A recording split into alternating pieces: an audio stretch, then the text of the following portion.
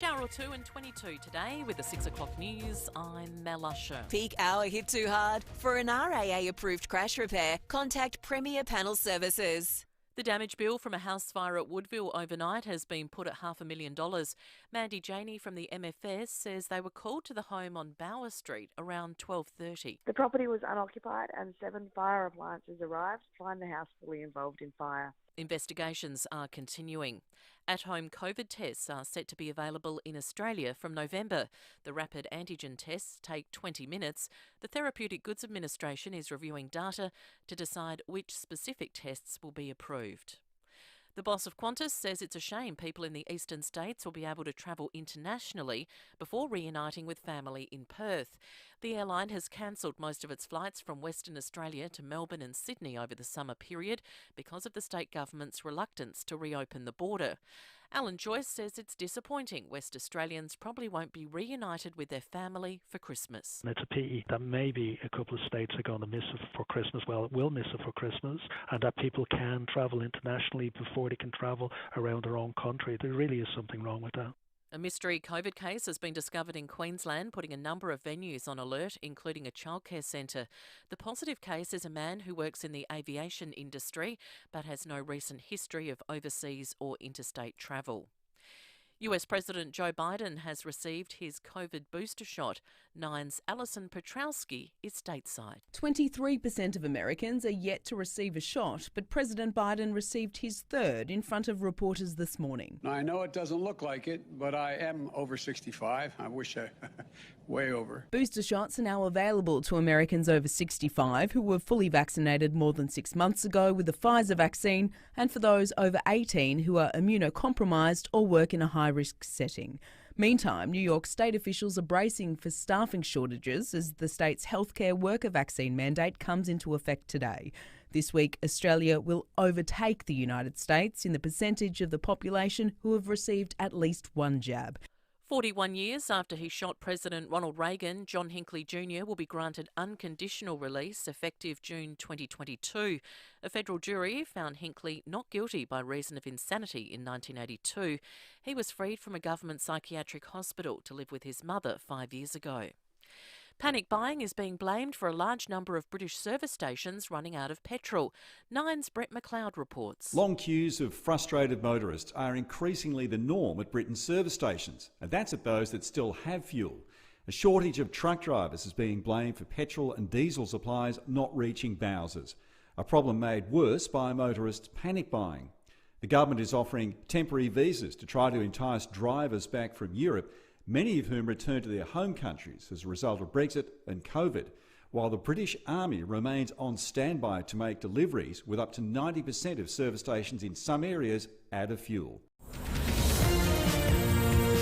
Now to 5AA Sport. Save up to $800 on selected Asco washer dryer packages. Adelaide Appliance Gallery, home of Mr Dishwasher. And it's good morning to Jace Kemp. Good morning to you, Mel. Bryce Gibbs and James Cheddis have been crowned joint winners of the Sanford McGarry Medal. It's the first time in 9 years the medal count has been tied. At 32 years old, Gibbs became the oldest player to win the medal since Don Linder back in 1967. My last couple of years in the AFL probably didn't go to the way I planned and what a lot of people thought might happen, but I still thought I had a lot of good footy left in me, and yeah, to come back to the Sandful, I just had so much fun this year, and I think that made the difference in me having the year that I had. Still on footy, and Port Adelaide looks set to lock away Robbie Gray and Riley Bonner for another season, while delisted defender Hamish Harlett admits he still hasn't received much attention from around the league. I must admit there hasn't been a great deal of opportunity, I guess, at this point in time, so we'll have to wait and see how things unfold over the next 2 or 3 weeks, but yeah, I'm certainly keen to keep playing at the highest level. I've got the motivation and the mindset to want to be able to do that.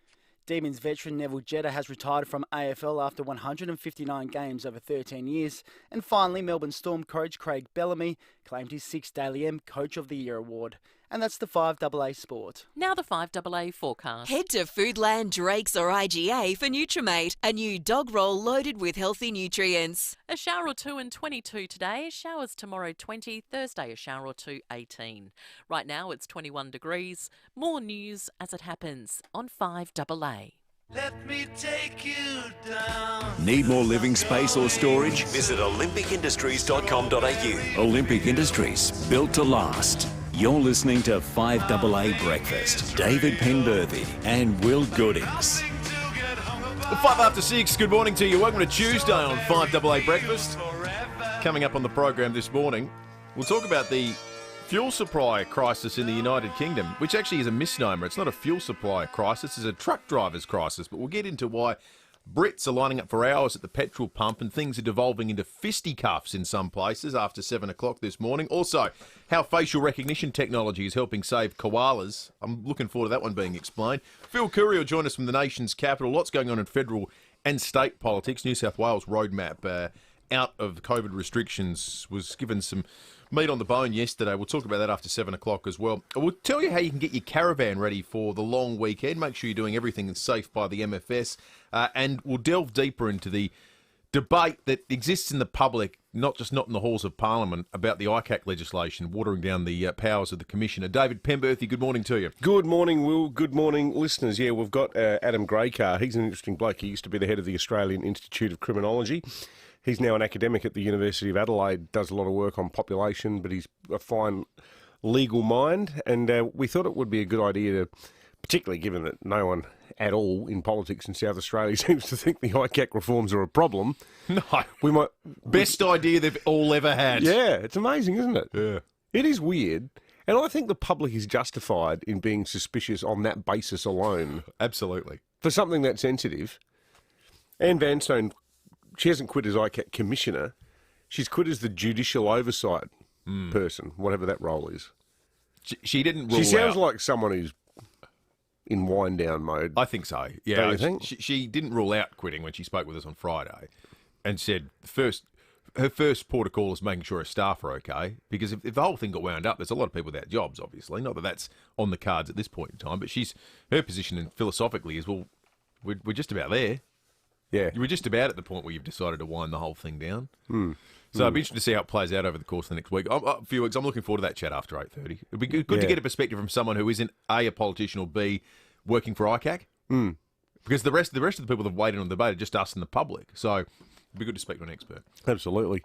Joe Biden, as we chat, I just see the president, leader of the free world, getting his third COVID shot, his booster shot. I thought it was quite funny. He's grabbed with Mel on the news. Did you hear him say that he's over 65? He knows people don't think he looks over 65, but he is, and that means he needs to get the booster shot now. That's right, exactly.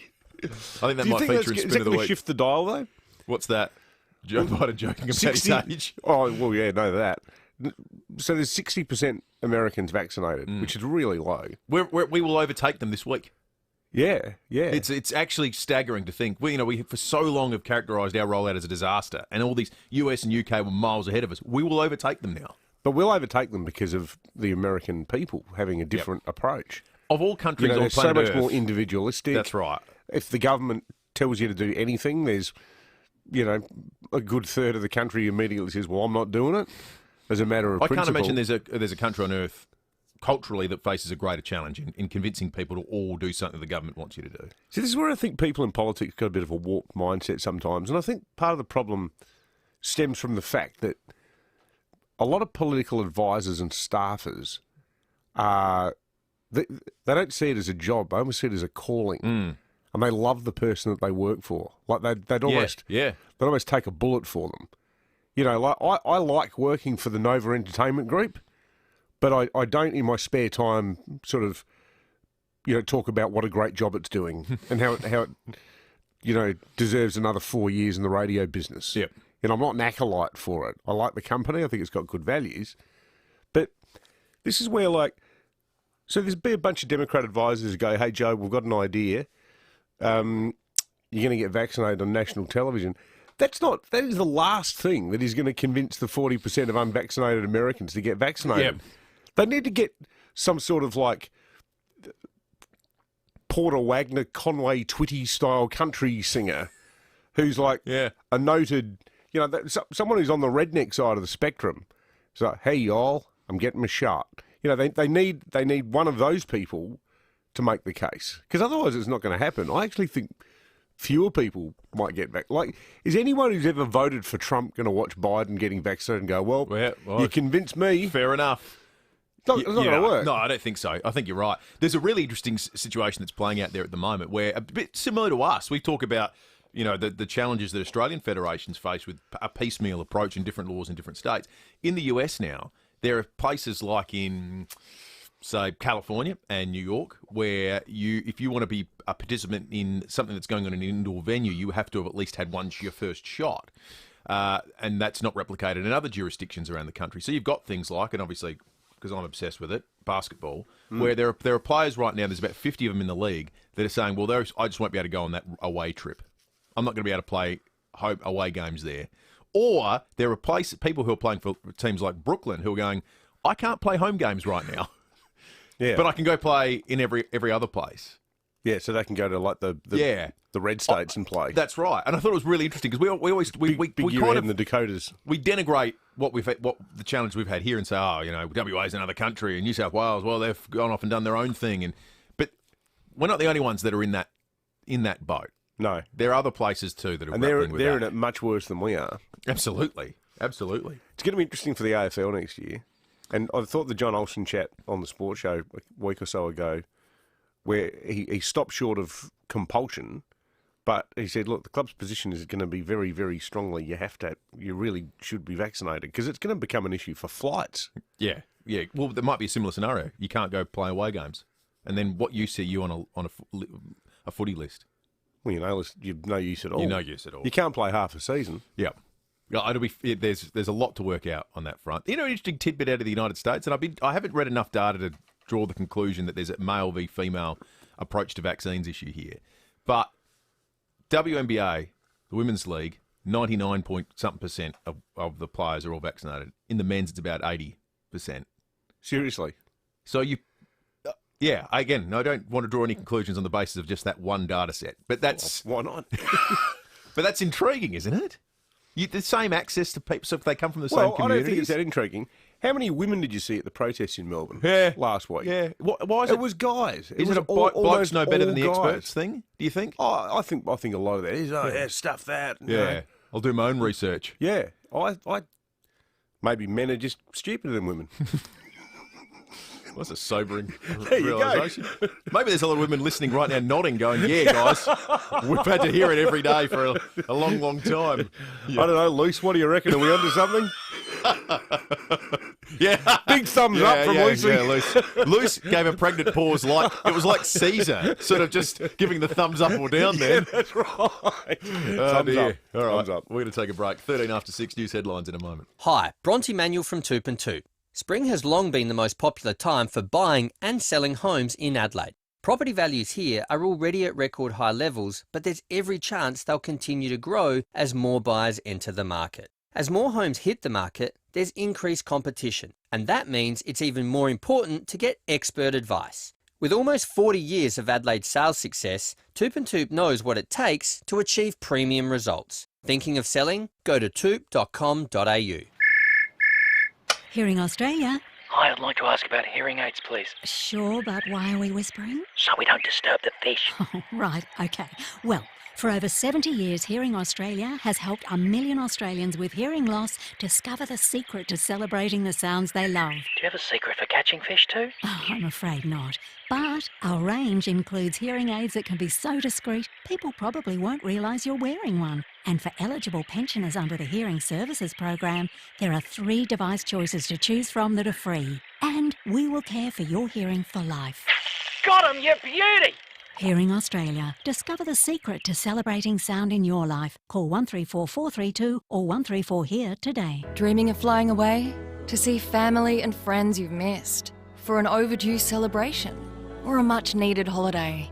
To get there sooner, we're rewarding Qantas frequent flyers who are fully vaccinated. Choose from 1,000 Qantas points, 15 status credits, or a $20 flight discount. Download the Qantas app and be rewarded. Dream that I just fly away. Vaccinations must only be taken on the advice of a medical practitioner. Offer ends 31st of the 12th 21. For full terms, visit qantas.com/be-rewarded. When you need a plumber, you need them right away. As in today. Give Ken a call. Ken Hall Plumbers, your local plumbers since 1983. On time, every time, at a time that suits you. Give Ken a call, 8364 5855. I'm Kathy Nagel, the Chief Executive of Western Hospital Henley Beach. Navigating the healthcare landscape in South Australia can be difficult, particularly when looking for a specialist. Western provides a single point of contact to assist you with a wide range of your specialist needs. Even if we don't undertake the specialty, we can assist you to find a doctor to suit your needs. Western Hospital, your hospital that cares. For more information, call us on 8159 1200 or visit westernhospital.com.au. You can trust 9 News is live and local. Weeknights at 5, nightly at 6. 9 News. One day while I was not at home, while she was Need a shed strong enough to resist the harsh Australian climate? Visit Olympic Industries, built to last. You're listening to 5AA Breakfast. David Penberthy and Will Goodings. 16 minutes after 6. Let's get into the news headlines on this Tuesday morning. R&B singer R. Kelly has been found guilty of racketeering. The 54-year-old has been accused of targeting, grooming and exploiting young women and men. He now faces decades in prison. In fact, he faces the very real prospect of he'll die in prison, which I don't think anyone's going to shed a tear about, frankly. Not familiar with R. Kelly's work. I thought this question would come up, so I had a look, and a couple of them. Is he from New Orleans? Late 90s, R. Kelly had songs like I Believe I Can Fly, which is probably... That's the one I recognise the most. Bump and Grind was another one he had. Sort of the old Bump and Grind. Late 90s, early 2000s. Yeah. I Believe I Can Fly, that song? Yeah, that song. Yeah, right, okay. That was him. I Believe I Can Touch the Sky. Yeah. Well, not anymore. No. Not locked up in the big house, you can't, Kelly. That one, that's exactly right. We'll wait to hear the sentencing details. That one's just been handed down, that verdict, in New York. Also out of the US courts, a federal judge has approved the unconditional release of John Hinckley Jr., the man who tried to kill President Ronald Reagan in 1981. He's now 66 years of age. He was found not guilty on grounds of insanity. This is the guy who watched Taxi Driver, Martin Scorsese's Taxi Driver, over and over, the film where Robert De Niro plays Travis Bickle, the Vietnam vet who drives a cab in New York and becomes increasingly unhinged, decides that he's going to go on this sort of avenging angel type killing spree to save Jodie Foster's character Iris, who's an 11-year-old prostitute in the film. And Hinckley started off stalking Jodie Foster. And Jodie Foster has a rule to this day where if Jodie Foster was going to come on the 5AA Breakfast Show, her people would say, all right, you do know there's one question Ms Foster will not answer, and it's about this John Hinckley Jr. Is that right? Yeah, I wasn't aware of that. Yeah, it sets her off, and understandably so. Well, he spent the last 35 years in a psychiatric hospital. His lawyer, Barry Levin, has spoken out and says he welcomes the decision. I think John has done exceedingly well over a long period of time. The risk of danger is exceedingly low. It's described in one of the reports as remote, another report as lowest possible on a testing scale. Qantas boss Alan Joyce says it's a shame people in the eastern states will be able to travel internationally before reuniting with family in Perth. The airline has cancelled most of its flights from WA to Melbourne and Sydney over the summer because of the government's reluctance to reopen the border. And Alan Joyce says disappointing West Australians will be unlikely to be reunited with family before Christmas. It's a pity that maybe a couple of states are going to miss it for Christmas. Well, it will miss it for Christmas, and that people can travel internationally before they can travel around their own country. There really is something wrong with that. It was canvassed at Gladys Berejiklian's press conference yesterday that it's entirely likely right now that you'll be able to travel to London, Sydney to London, but not Sydney to Brisbane or Perth by the end of the year, which is Joyce cancelling those flights is, I think, a deliberate upping of the ante on his part to make people in Western Australia really turn around in McGowan and go, what? Like, is this real? But again, I don't know. What are people going to say in Perth about it? Most of them are going to go, yeah, fair enough. I think most of them would. Not if you're a Qantas worker who's made a living out of, doing the barley route. Oh. So what about there's people who like, huge South African expatriate community there, a lot of Poms in WA as well. I just can't believe it. You can fly from Sydney to London, but not to Perth. We spoke about this at the start of this whole process. the burdens are felt disproportionately by some individuals. So for everyone in WA, it's a bit of an inconvenience that you can't plan an overseas trip, or maybe you can't fly interstate. But for some people in WA, you've lost your job. Yeah, totally. And everyone gets one vote. But there's something that feels. I just feel for those people. I guess I feel for those people that now go, well, okay, what do I do? A mystery COVID case has been discovered in Queensland, putting a number of venues on alert, including a childcare centre. The positive case is a man who works in the aviation industry but has no recent history of overseas or interstate travel. That's pretty interesting. 20 after 6, let's get to the weather for today and the rest of the week. I wish it was better. I'm cheering on the weather. Yesterday was great. Last night was good. I took Amelia Mulcahy's advice. I got some. I found half a lamb leg in the freezer yesterday morning. Sunday night. I went, oh yeah, barbecue. I'm going to barbecue that. It was all set out the back. Good call. Cooked it over charcoal with lemon and garlic and chilli and olive oil. Superb. Oh, an invite would have been nice. Sorry, mate. 22 is the top today with possibly a... So what's some left over? I'll bring it in. All right, I'll be there at 10. I noticed you didn't say come around. You said I'll bring it in. I'll bring it in. Wednesday, top of 20 and potentially up to 8 mils of rain. So suddenly Wednesday might be fairly wet. Thursday, 18, and again, 3 mils of rain. Friday, 17. It should be a bit drier. Saturday will be nice, 23. Sunday, though, 19 with 5 mils of rain, and Monday, 18 with up to 2 mils of rain. Our number is 8223 0000. You can text us on the Telstra Store Mount Barker text line as well, 044808 1395. Reminder, Best of SA is coming up very, very soon. Oh, if you want yes. tickets and a wonderful daily prize that comes from one of these fantastic businesses that we feature on 5AA. Stay listening because we'll play our Best of SA bit after 6:30, so you could come along. Be great, lovely, always lovely to meet our listeners at the big night. Oh, for sure. At the dinner, but also great to talk about some of these fantastic businesses. So we'll do that. I'll give you a fair warning just after 6:30 this morning. Andy Rosion will be in a moment to talk sport.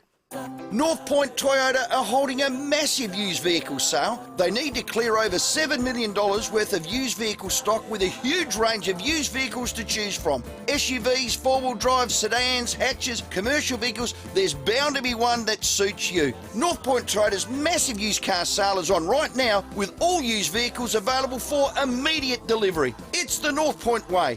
Hillcrest, Prospect and Port Augusta or northpointtoyota.com.au.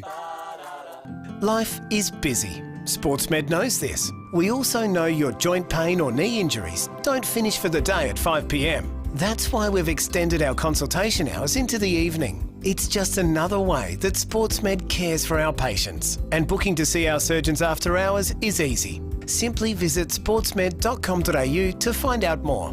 All your treatments, all your care, one place. SportsMed. So much more than sport. Does your retirement mean buying that special car you always wanted, going on lots of holidays, or dining out whenever you want? What do you have to do now to make it happen then? Retire in 5 is a retirement plan built by MBA Financial Strategists. It'll show you where your wealth needs to be in 5 years and what you need to do today to make that happen. Start with a free consultation with MBA Financial Strategists. Retireinfive.com.au. See website for T's and C's. I can't wait for summer when I can't get to sleep in the heat. Sleep comfortably this summer with Close Comfort, the eco-friendly choice when it comes to cooling systems. With Close Comfort, you can save up to 75% on cooling costs and decrease your carbon footprint for a sustainable lifestyle. A Close Comfort unit is affordable and portable, and unlike other air conditioners, Close Comfort doesn't leave you with dry, itchy eyes. Don't wait for summer to arrive. Visit closecomfort.com.au today. What do you hear? Irritating static? Or a calming ocean? For tinnitus sufferers, how you perceive low-level noise can seriously impact sleep and well-being. But the brain can be taught to isolate the noise and eliminate it. The Tinnitus Treatment app can help train your mind while you sleep. Search Tinnitus Treatment in your app store and sleep away tinnitus. What makes Ray White the big name in business broking? They're people, like multi-time SA Business Broker of the Year, Brett Buckley, and his team of business professionals. They take a deep dive into your business, finding value and potential, and they know what they're looking for because they know businesses. They're not real estate salespeople trying to sell businesses, they're business people selling businesses. If you want to know what your business is worth, touch base with Brett. Search Ray White Business Sales SA, multiple Business Broker of the Year awards. 5AA Breakfast is streaming live right now. To watch, simply head online to 5AA Facebook or search 5AA on YouTube. Need more living space or storage? Visit olympicindustries.com.au. Olympic Industries, built to last. You're listening to 5AA Breakfast. David Penberthy and Will Goodings. 25 minutes after 6. Andy Rosion in the studio with us. $100 on selected ASCO washer dry packages. Adelaide Appliance Gallery, the home of Mr. Dishwasher. Andy, good morning. Good morning, David and Will. James Cheetahs was one of 2 people to win the McGarry Medal last night from the Eagles. He's a Geelong guy. He's only been in SA for a couple of years. And he joins the Eagles in the grand final on Sunday. Big week in a row. Big for James. The other McGarry medalist was Bryce Gibbs, who was the topic of my sports chat this morning, the complex career and legacy of Bryce Gibbs. He's been everywhere, man. He has been. I want to start with my Bryce Gibbs hypothesis for you guys, and I want you to weigh in on it. Is Bryce Gibbs, or should I say was Bryce Gibbs, the most promising South Australian footballer ever? Going back to the time he was drafted. No, not ever. Who trumps him? I was going through some... Peter Motley. But Peter Motley was the most spoken about player when he came up through the ranks at Sturt, when he went to Carlton. I think that's a really good answer. Yeah, Motley's a good answer. The couple that came to mind for me, Adam Cooney was very high before he went. At West Adelaide. He was in Flagstaff Hill. Yeah. He played in a SANFL grand final just before he got drafted. And went on to win a Brownlow medal. Yeah. So hyped was Bryce Gibbs when he was picked up by Carlton in 2006. He was made a leader. He was on the leadership group before he even kicked the ball at Carlton. He was immediately thrust into that role. At a time when Carlton were going to be a big thing in AFL footy, they had just picked up Chris Judd from West Coast. They got Gibbs, a number 1 draft pick. They were 11 years removed from their last flag, and today they are fast approaching 30 years removed from their last flag. So it's a good call, though, because he's certainly up there. He was high. I wonder if, in retrospect, he got overhyped in South Australia because of the perceived injustice. No, let's change that. Because of the injustice that he didn't play for the Adelaide Crows from the outset, based on the stupid rule about how many games fathers. The period where players' fathers had to have played the requisite amount of games, which was stupid because his father played 1 billion games and would have qualified by any measure, but he didn't quite play them in between the right years. So everyone in Adelaide had grown up since the kid was 15 going, well, Bryce Gibbs is going to be a Crow. And then it came to the draft year and, oh, no, actually, in Victoria, your dad only has to have played 51 games and dropped by the club twice and you qualify. But in South Australia, you need to be 300 games. It was stupid. But anyway, They've changed that now, haven't they? They have changed it. Well, now we've got actual father-sons because the rule doesn't go to the SANFL. Now it's just about your AFL club and the contribution your parents have made there. But anyway, long way of saying, I wonder if we were very focused on him because the view was he was going to be a potential number 1 pick that the Crows had priority access to, or so we thought. Falls into an interesting category of number 1 draft pick players where he was neither a superstar nor a dud, really. Once an All-Australian, once a Carlton best and fairest, but otherwise a pretty satisfactory player, I would say. But managed to keep some of that veneer that he had when he was drafted when he went to the Crows, because a lot of people were thinking, fresh off of a grand final appearance from the Crows, that he was going to be part of the group of people that would take the Crows back there and win a flag. Last night, he caps off his 15-year professional career with the highest honour in the SANFL, the McGarry Medal. Speaking of promising players, I'm looking forward to 7:20 when we hear from Rowie and Graham Corns last night. And they talk about what the Crows could or should sell to get this generation's most promising South Australian player, Jason Horne-Francis, who is a teammate of Bryce Gibbs at South Adelaide. Very quickly, this year's first round pick, which is pick 4, and next year's first round pick, would you do that for? I would, but my strong suspicion is there's no price tag on that number 1 pick from North. That they are. I don't think there's anything. They're not selling. I don't think there's anything you could give them. Well, they are There's sides that sort of come bottom, and then there's sides that grab bottom with both hands and go down in a screaming heap like an irretrievable fiasco of a club, and that's North Melbourne. They're not doing anyone any favours, are they? They are in more trouble than the early settlers. Well, as a I club. just think they'd be derelict if they weren't aware of. I mean, the AFL apportions points to picks, but that's a false economy. Yeah, I think the points are just nonsense. They are nonsense. We've had this chat before. Other than if the North Melbourne think, well, what's the point in picking this guy up if we're going to lose him in 2 or 3 years anyway? It would be the only thing. So then the question becomes, well, what do you throw at North Melbourne? Do you throw 2 first-round picks and a player? More. Yeah. Would you trade 2 first-round picks and someone like Tom Duday? What about you Not guys, the though? dude, he's our man. Oh, pardon me? Wash your mouth out I'm with just soap. saying, what level are you willing to go to? The dude abides. No, he doesn't. He does not abide that suggestion, Andy. Just saying. Yeah, I know. It's good. It's a good call. I don't know you understand it all so much. It's like that scene in The Hangover where Alan's counting cards and all the numbers are flying around. Like I can't remember who's on what, who's got the next pick. It's crazy. I understand it. Far less than will, and hopefully Graham Corns and Rowie will. Looking forward to that. Better make some sense of it in an hour from now. Good on you, Andy. That was Cheers, excellent. mate. The Bryce Gibbs hypothetical. That's magnificent work. Save up to 15% on selected Asco cooking appliances. Adelaide Appliance Gallery, the home of Mr. Dishwasher. This is Adelaide's 5AA. The shower or two in 22 today with the 6:30 news. I'm Mel Usher.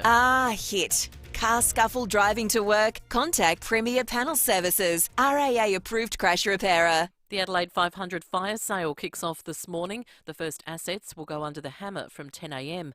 Another auction is scheduled for October 6. The Marshall government scrapped the race last year. The opposition says they'll bring it back if they win the 2022 state election. A house on Bower Street at Woodville has been gutted by fire. Mandy Janey from the MFS says the alarm was raised around 12:30 this morning. 24 firefighters battled the blaze for 1 hour. Firefighters were faced with a possible wall collapse and fallen power lines. The damage bill is estimated at $500,000 and SA Police are investigating. There are calls for South Australians to fill hundreds of jobs in the agriculture industry as the state prepares for a bumper harvest. Jobs are usually snapped up by interstate and overseas workers, but companies are struggling to fill roles due to travel restrictions. The state government has changed planning rules so short-term accommodation can be built, while Primary Industries Minister David Basham says $6,000 grants are available to help people relocate. It's a great opportunity for students. They might have finished Year 12 exams or be at university and finished their exams. It gives them an opportunity to go up and work in these areas, that sort of timing. But grade nomads, certainly an opportunity for them as well. Big changes on the way for COVID testing in Australia, with at-home tests set to be available from November 1. The results are ready in just 20 minutes. The TGA is finalising a reporting system to record results.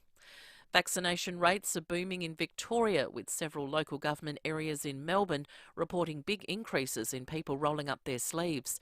Nine's Christy Sullivan has more. Hume, which is the epicentre of the state's current COVID outbreak, with more than 3,000 active cases, has seen a 9.8% rise in people coming forward to be vaccinated in the past week. 73.8% of locals in that LGA have now had their first jab. The City of Melbourne continues to have the lowest first jab rate, with just 64.1%. The borough of Queenscliff and the Surf Coast Shire have the highest vaccination rates in the state. Over 95% of residents in those LGAs have had one dose. And US President Joe Biden has received his COVID booster shot just days after his administration approved an additional jab for vulnerable groups. Well, after decades of allegations, rapper R. Kelly has been found guilty of racketeering in his sex trafficking trial. Nine's US correspondent Alison Petrowski. After 9 hours of deliberations, the jury of 7 men and 5 women have found R. Kelly guilty of sexually abusing women, boys and girls for decades. During the 6-week trial in Brooklyn's federal courthouse, it was revealed the singer had an inner circle working for him, helping to recruit and groom young victims for sexual exploitation and to produce pornography. Of all the predators that I have pursued, however, Mr. Kelly is the worst. He used the power of his celebrity to recruit vulnerable underage girls for the purpose of sexually abusing them. The singer potentially faces decades behind bars. Now Now turning to 5AA Sport. Save up to 15% on selected Asco cooking appliances at Adelaide Appliance Gallery, home of Mr Dishwasher. And it's over to Jace Kemp. Thank you, Mel. Former Crow Bryce Gibbs has capped off a dream return to the SANFL by taking out last night's Magarey medal. Gibbs tied the award with the Eagles midfielder James Cheetahs. Cheetahs only joined the SANFL last year after the VFL season was shut down. The VFL season got cancelled and I was driving. I was actually hungover on a Monday, and I was like, I can't do another 6 months of just like drinking and doing nothing. And so I was like, I need to play footy, and went through my phone, and thankfully Luke Powell tried to recruit me a couple of years ago, and I sent him a message. I said, mate, can I come play? Meantime, celebrations are continuing for Melbourne in Perth after their grand final win. Norm Smith medalist Christian Machaka is still processing the victory. Yeah, I nearly brought a tear to my eye, to be honest. I mean, Norm Smith's a legend of this footy club. He's got an award named after him, and to hear my name called up on stage was just, it was pretty special. To cricket, and despite hosting the AFL Grand Final, Perth's Ashes test is in doubt. The Federal Sports Minister says it's a slim chance of going ahead due to travel restrictions and quarantine. To NRL, the Melbourne Storm coach Craig Bellamy has been named Daily M Coach of the Year. And finally, in the English Premier League, Crystal Palace has drawn with Brighton 1-1. And that's the 5AA Sport. Now the 5AA forecast. Head to Foodland, Drake's or IGA for Nutrimate, a new dog roll loaded with healthy nutrients. 22 and a shower or two today, showers tomorrow and 20, Thursday a shower or two and 18. Right now it's 20 degrees. More news as it happens on 5AA. Knock, knock, who's there? Need a shed strong enough to resist the harsh Australian climate? Visit Olympic Industries, built to last. You're listening to 5AA Breakfast. David Penberthy and Will Goodings. 23 minutes to 7. Best of SA coming up in just a moment. First, let's get to some texts on the Telstra Storm Mount Barker text line. Yeah, there's quite a few here. One from our earlier chat about, general COVID carry-on. One here, guys, we had our ICAC Health and Safety Manager over last week for an audit from WA where they are laughing at SA for having our current strict restrictions, or compared to Western Australia, our current restrictions. Certainly the mask wearing was something. Talking to people yesterday, including some of the people here at AA who were over with some of the advertisers at the grand final. The non-maskies. It's funny how something becomes normal so quickly. Absolutely. Like I do not leave the house without a mask now. Yep. And at first I was forgetting all the time. I remember walking in on the run once and going, "Oh mate, sorry," and I went, "Oh, whoops," back out to the car. You feel naked if you walk into any sort of place now without it on. Yeah. You go, "Oh God." I still struggle with the sort of two-step you have to do when you're having a counter meal at the pub. We had a family That's the meal. weirdest one. We all went out last Wednesday for Kate's birthday to the Goodie Park for a countery, and getting up to get the drinks and then sitting down, mask off, mask on. Yeah. It's just weird. That's but, bizarre. It is what it is. Mark from Parry Hill says, believe it or not, James Cheetahs was our first Magarey medalist after 30 years for the Eagles and heaps of grand finals. That's been a pretty incredible period for the Eagles. Well, I guess maybe that goes to the strength of the whole unit. Yeah, and one here, and a good suggestion too from Mike. I think that Stephen Kernahan's journey profile and story rivaled that of Bryce Gibbs. Absolutely. He was absolutely someone that, as he started with the Bays, everyone was going, got to get this guy. 22 minutes to 7. 5AA's Best of SA is about celebrating and profiling some of the great brands and businesses in our state. Today, we are celebrating Supercraft betting, and you can jump on the 5AA Facebook live stream right now to watch Jane Riley, who caught up with Tim from Supercraft betting. Hi, I'm really excited about this. I'm out and about for 5AA's Best of SA, celebrating our state's best businesses. This is Supercraft betting on Richmond Road at Keswick. Let's go inside and meet the boss, Tim Angove. Well, here I am with the boss of Supercraft betting, Tim Angove. Tim, thanks for having us here. This is Australia's oldest mattress maker. How did that happen? When did it all start? Just in Adelaide, I was just off Weymouth Street. 1873, Robert Bruce Day started up a small family upholstering and bed making business. We started supplying Government House even just before the turn of the century with leather day beds and such, and we've also supplied Government House when the Queen visited. Did you make the bed that the Queen slept in? Absolutely. Oh my goodness. A brush with royalty. I'm blown out of the water. Not me personally. This was in the 1960s, but yes, we earned the right to have the fleur de lis as a part of our older brand. How have you coped during COVID? Government House. We have been quite busy since the turn of the century with leather day beds and such, and we've also supplied Government House when the Queen visited. Did you make the bed that the Queen slept in? Absolutely. Oh my goodness. A brush with royalty. I'm blown out of the water. Not me personally. This was in the 1960s, but yes, we earned the right to have the fleur de lis as a part of our older brand. How have you coped during COVID? We have been quite busy supplying hospitals and many other government facilities. You really love your work, don't you? I can sense the passion from you. I am very passionate about manufacturing. My family's always been in manufacturing. My name means Smith. My grandfather helped design the FJ Holden. My dad was a manufacturer. It's in my blood. Thank you so much, Tim, for being part of the Best of SA. I've really enjoyed coming in here and meeting you and getting some of your excitement about something that most of us take for granted every night.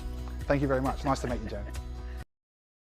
Sector in this bedding pack, 1 deluxe adjustable pillow, 1 woolen fleece pillow as well. 8223 0055 is the number. We'll give it away to the first person who gets through. October 14 is the night of the Best of SA dinner, so we are certainly looking forward to that. Coming up after 7 o'clock this morning, we'll talk about what the situation is in the UK at the moment that has led to fist fights at petrol stations, a shortage that seems to be largely in people's minds. We'll talk about that. We'll also bring up to speed with what happened in New South Wales yesterday. Some detail was given to the roadmap out of the COVID restrictions in New South Wales. So we'll get to that. Phil Curry from the nation's capital. Then later in the morning, getting your caravan prepared for the long weekend, how you can make sure it's all safe, and that's going to be the least of your concerns. You can just focus on enjoying yourself. And then later in the morning, a really interesting chat. I'm looking forward to this about the ICAC rules in South Australia that passed unanimously late last week that really watered down the powers of the Commissioner, who was none too pleased with that development and spoke to us on Friday morning about it in depth. Craig from Blackwood is the winner of that wonderful Supercraft bedding pack. They've been creating quality mattresses here in Adelaide since 1873. That's Supercraft, building better beds. Time to check traffic. Glenelg BMW now open on Brighton Road. Drop in and see Adelaide's newest home for BMW. Good morning. At Mawson Lakes, got works on the Salisbury Highway ramps causing a few delays near Port Wakefield Road. That's both inbound and outbound. Crayfor's got a lane closed on the freeway, both directions for works with speeds reduced. Expect a few delays on the driving this morning at Northfield. It's Grange Junction Road at Hampstead Road for works. Busy on the driving this morning, Richmond Road, Marion Road to Brooker Terrace, and got cameras Anzac Highway, Ashford, East Avenue, Clarence Park, and South Road at Edwardstown. Australia Post is doing everything they can to safely and quickly deliver for Australia. To easily track and control your deliveries, download the Australia Post app today. Adelaide's most accurate traffic on 5AA. At Lend-Lease Retirement Living, we create places to live well. And with 4 locations in South Australia, the perfect choice could be just around the corner. Join us for a tour and discover a welcoming community, perfectly located near everything you'll need. Make friends, have fun, and embrace a joyful retirement. With a choice of homes and ways to pay, there's never been a better time to belong. Search Lend-Lease Retirement Living South Australia. Your place to live well. Hi there, I'm Matt, a Specsavers optometrist. Did you know that every Specsavers is locally owned and operated by an optometrist just like me? We believe eye tests should reveal more, not cost more, which is why we include an OCT advanced 3D eye scan with every eye test at no extra charge. Does your optometrist? Experience the Specsavers difference and book your eye test today. We're here to look after your eye health and keep you safe in store. Visit specsavers.com.au. Toop and Toop Property Management, they saved their landlords over $2,300 last month through their app, Toop Home. It's one heck of a saving, Will, but how does an app save landlords money? So the smarts in the app triage maintenance issues and prompts tenants with troubleshooting tips. So Toop and Toop tenants, well, they solve hundreds of jobs on their own without needing a tradesperson to attend. Think of things like basic fixes for dishwashers or air conditioners. So Toop and Toop landlords, they save hundreds on unnecessary tradie call-out fees. Now, look, it sounds like a great idea, but does everybody have access to this kind of app? No, and here's the important bit. It's 100% exclusive to Toop and Toop landlords. The Toop and Toop team, they built the app, they designed it, they've got the whole software team on site that does this kind of stuff. It's been incredibly beneficial for their landlords, won numerous numerous awards, including Australia's Best Real Estate Innovation in 2016. Toop & Toop's team have nailed it again with this new technology, and it's just another reason why Toop & Toop are the people for property management in Adelaide. So find out what Toop & Toop's property management team can do for you. Get started by calling 8362 8888 or by visiting their website toop.com.au. The NBN network is made for more. Streaming, game downloads, smart farming, online business, virtual learning and more. Search NBN Made for More. Experience may vary depending on factors such as NBN technology, internet provider, plan and equipment. Nothing beats that new car experience, and you'll still be feeling it long after you drive away in a new Kluger 7-seat hybrid SUV from Jarvis Toyota. With all-wheel drive, hybrid power and intelligent safety technology, the Kluger is where freedom meets family. The buzz around the new Kluger is huge, and you can experience it for yourself with a test drive at Jarvis Toyota Clovelly Park today. Rediscover the road in the all-new Toyota Kluger Hybrid at Jarvis Toyota South Road, Clovelly Park. Proudly celebrating 20 years of great deals. You can trust 9 News is live and local. Weeknights at 5, nightly at 6. 9 News. Need more living space or storage? Visit olympicindustries.com.au. Olympic Industries, built to last. You're listening to 5AA Breakfast. David Penberthy and Will Goodings. 14 minutes to 7. This first story that the police are covering today, I can't wrap my head around. Senior Constable Kimberly Broad's on the line. Kimberly, you've locked up 3 people after a break-in at a Hackham West church. What in the hell are 3 people doing trying to rob a church?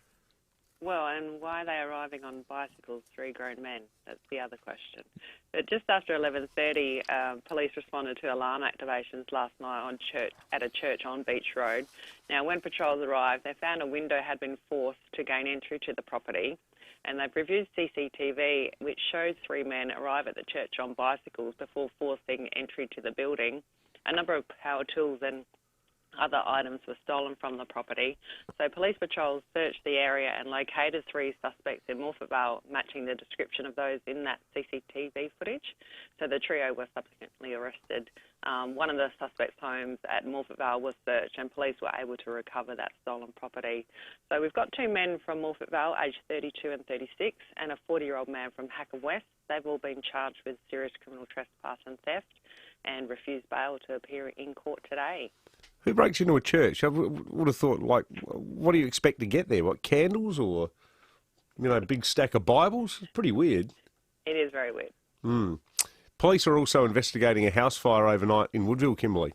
Yeah, just after 12:30 this morning, police and fire crews received reports of a home on fire in Bower Road, and the house was engulfed in flames when patrols arrived, but it was quickly extinguished by fire crews, but thankfully no one was home at the time.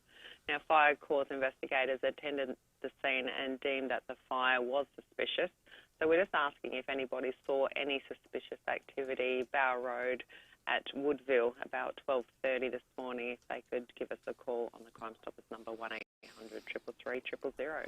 Thank you, Kimberly. Senior Constable Kimberly Broad from SAPO. Let's talk weather. Vince Rollins, Senior Forecaster at the Weather Bureau. It seems like when the rain's precisely going to come has been a bit hard to nail down this week, Vince. We've got a couple of different bits and pieces of it.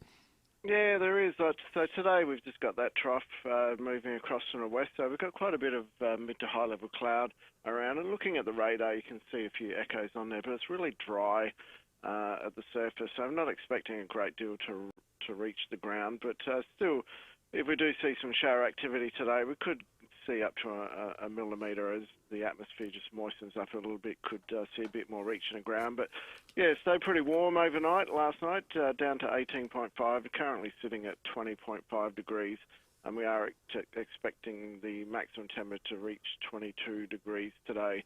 But as we go into more of a southwesterly airstream tomorrow, we are expecting that a greater risk of shower activity around, so see some reasonable falls across the metro area, up to about 8 millimetres in some places. So there is a risk we could get a rumble of thunder during the late morning into the afternoon as well. So yeah, a bit more likely to see some rainfall tomorrow, and slightly cooler with a top of 20 degrees.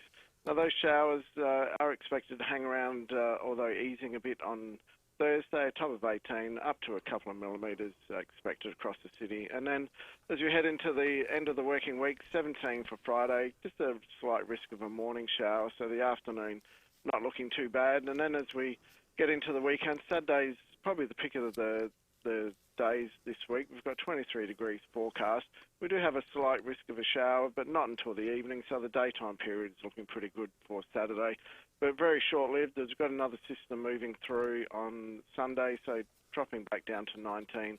Some showers continuing during Sunday morning, probably easing a bit during the afternoon, and then another shower or two on Monday with a top of 18. So, yeah, a little bit of a mixed bag this week. Good stuff, Vince. Good on you, Vince. Vince Rowland, senior forecaster at the Weather Bureau. It's 10 to 7. You'd get the full camping experience this weekend, wouldn't you? It'd be quite nice, actually, because you get to put the tent up in beautiful sunny weather. I actually like being in a tent when it's raining. Yeah, that very peaceful way to sleep. Oh, it's terrific. Gentle rain. It's and the smell of the soil when you get up. Yeah. Yeah. You're right, it could be perfect. Yeah. Great weekend. 10 to 7. After the break, we're going to learn how facial recognition technology is being used to save koalas. Right after this. No one likes to wait, especially if you're waiting for something really amazing, like a new Mazda. Lucky, you won't have to wait too long at Mawson Lakes Mazda. Right now, you'll find new stock and demos right across the range, which means there's no compromise. You'll get everything you want and love in your new Mazda. Get behind the wheel of your dream Mazda sooner. Mawson Lakes Mazda, just a short drive from the city. Grab your best mates and get these great rates. Then get ready, save and go to the NT now. With Mates Rates packages, you save up to $1,000 per person on getaways to the Red Centre, including Alice Springs, Uluru, Kings Canyon, Carter Judah, West McDonnell Ranges and more. The Red Centre is wide open and it's ready, save, go to the NT now. With deals from just $3.99 per person. Book now and travel to April 2022. Visit ntnow.com.au. It's your connection to the world, the hours of work, client lists and research. It's never just a computer, it's the backbone of your business. All Needs are your local tech experts at helping businesses thrive online. They specialise in South Australian-made leader computers that can be custom built to serve your business needs. All Needs have served small business through to industry leaders for over 25 years right here in Adelaide. Allneeds.com.au, your local tech nerds from server to service. What would you say if I told you that you could retire in just 5 years? 5 years. MBA Financial Strategists can design you a retirement plan. It will help you plan to maximise your super and bridge the gap between what you have and what you'll need. It's called Retire in 5, and you can start the clock today so you can retire when you want to retire. Start with a free consultation with MBA Financial Strategists. retireinfive.com.au. See website for T's and C's. 5AA Breakfast is streaming live right now. To watch, simply head online to 5AA Facebook or search 5AA on YouTube. Need a shed strong enough to resist the harsh Australian climate? Visit Olympic Industries, built to last. You're listening to 5AA Breakfast. David Penberthy and Will Goodings.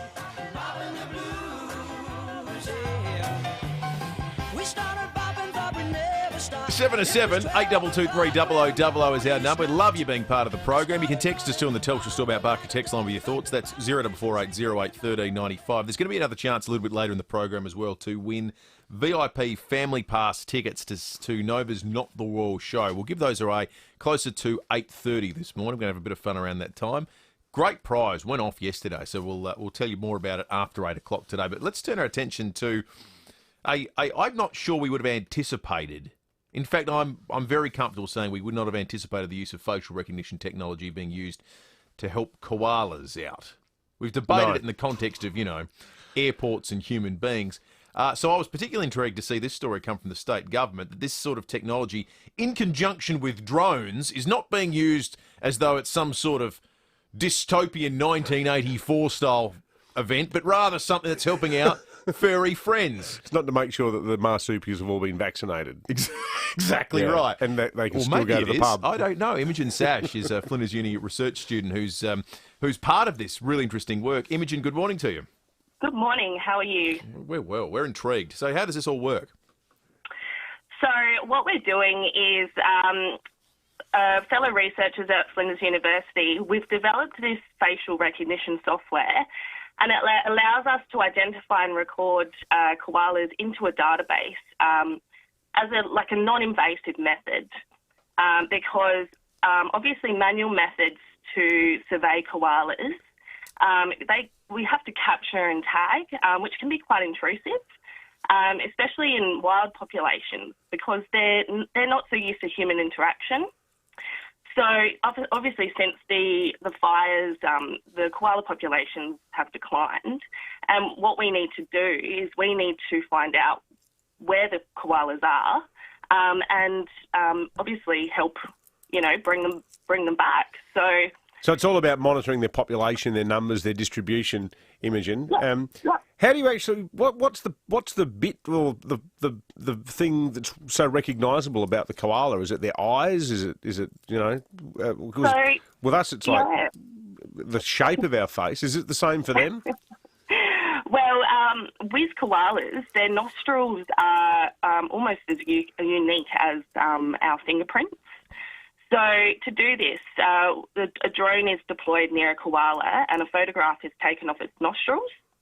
And then that photograph is uploaded and stored onto the database. And then what they can do is they can go backwards and forwards and, instead of having tags on the koalas physically, we can manage them within this database. So are you able to make that, can you tell them apart? Or is that some sort of, clever computer technology that can make the distinction? Personally, I can, but I have been working with them very closely for a fair while. So, wow. They're quite. They do have quite distinctive markings once you get to know them, especially the captive ones. But obviously the wild populations are slightly different. You can't get as close to the wild ones, and they can often be very far high up in trees. So what we need to do is, develop something that is less invasive for the wild population, because they're the populations that are obviously in dire need of help. How many do you think we've got out there in around metropolitan Adelaide at the moment, for example? Well, we're quite lucky in South Australia. We do actually have quite a robust population of koalas, probably one of the best in Australia. So that's why we're doing this here, because we want to develop this methodology and these programs so that we can distribute them throughout the rest of Australia, especially on the East Coast, where the populations are quite not doing so good. They could go up to Blair National Park and borrow a few from there. If based on my recent journeys, they're everywhere. Yeah, it's quite interesting, and people are saying they sing in the backyards at the moment. So spring must be in the air. Well, great to speak to you, Imogen. Thanks for your time. No worries. Imogen Sash, Flinders Uni research student, as part of that. The other upside, pioneering use of the technology. I like it. Good news for the koalas too. They'll be able to use the new iPhone. Is that right? Oh, it's all facial recognition. Exactly. They'll be able to unlock it. Yeah, and you use Apple Pay and things like that. Angie in Mansfield Park's called in. Morning to you, Angie. Good morning, guys. How are you? Yeah, well. Good, thanks, Angie. Look, I just want to make a comment. For the last few days I've been listening, and and even on the Friday program, about these mask wearing. Can I just say to the people of South Australia, think about us nurses. It gets mandated for us. I go to work 8 hours in a mask, right? And, nursing is not a sedentary job. Yeah. Some days we're like, geez, I can't breathe. But that's what we have to do. Yep. And I also do COVID testing. So for 8 hours, we are in the full PPE, whether it's hot, cold. Yep. And I just want to say to people, if you find it inconvenient because you get out of the car and I've got to put a mask on and then put it back on. For 30 think seconds. About us. That's right, for 30 seconds. And you know what? Mark McGowan and WA, they can laugh. But they have to realise that they are so far removed from where we are. We're in that part of the eastern states. And when we've got Sydney close to us, New South Wales, and we've got Victoria. They don't. They've got this huge gap between us. Whereas we're doing them the favour, being South Australia, as the sort of barrier. Yeah, absolutely. It's a great point. So, of course. And, you know, if he had his way, he'd like to secede from the rest of Australia. He'll have his own currency. We'll see his face all over the dollar note. But the point is this, you know. So, yeah, they can laugh. And we need to remember that if our system is struggling now, our health system. If we are overrun, my God, you know, think about how lucky we are. We still can go to the beach, we can exercise, you can get your hair done. You know, I've got relatives in Melbourne who haven't been to a hairdresser for I don't know how long. Yeah. They've had it. Yeah. So, and think about, we've done a good job. You know, our health system is struggling as it is for that transforming health. They have completely dismantled everything. And, you know, think about the nurses and the doctors who are sucking them for 8 hours a day. Yeah, no, and good just call. think about, well, we are lucky, really. We are, Angie. It's a great call. Thanks, Appreciate Angie. you calling in. 822 is our number. You can text us as well on the Telstra Stormount Parker text line.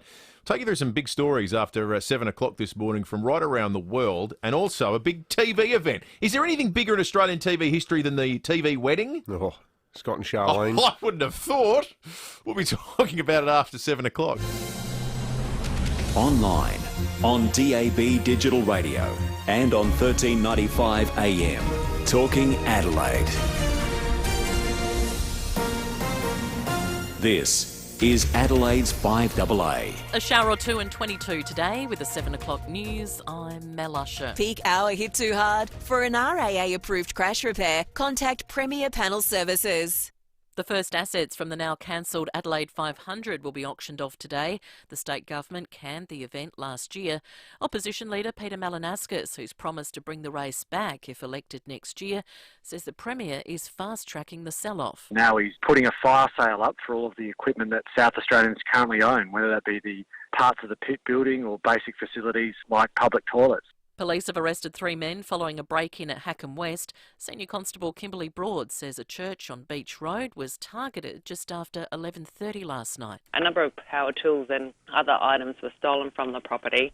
So police patrols searched the area and located 3 suspects in Morphett Vale, matching the description of those in that CCTV footage. So the trio were subsequently arrested. A 32, 36 and 40-year-old have been charged with serious criminal trespass and theft and will front court today. A $500,000 house fire in the western suburbs overnight is being treated as suspicious. The blaze on Bower Street at Woodville sparked around 12:30. No one was home at the time. Investigations are continuing. Work is underway to make rapid COVID testing available at home by November. The head of the country's medicines watchdog says high vaccination rates will allow for a regulation change. The TGA is already reviewing data to decide which specific rapid antigen tests will be approved. Well, Qantas says it had no choice but to reroute Perth to London flights. The airline will instead operate a daily Melbourne-Darwin-London service from December, when it expects Canberra to reopen the international border. CEO Alan Joyce says it's a shame West Australians will likely still be subject to travel restrictions come Christmas. We have long planning horizons, activating aircraft, crews, planning to make sure that the logistics work on this. Given the assumptions in Western Australia, we can't do Perth-London. We have no alternative but to move it to Darwin or to Singapore. Qantas has also cancelled most of its flights scheduled from WA to Melbourne and Sydney over the summer.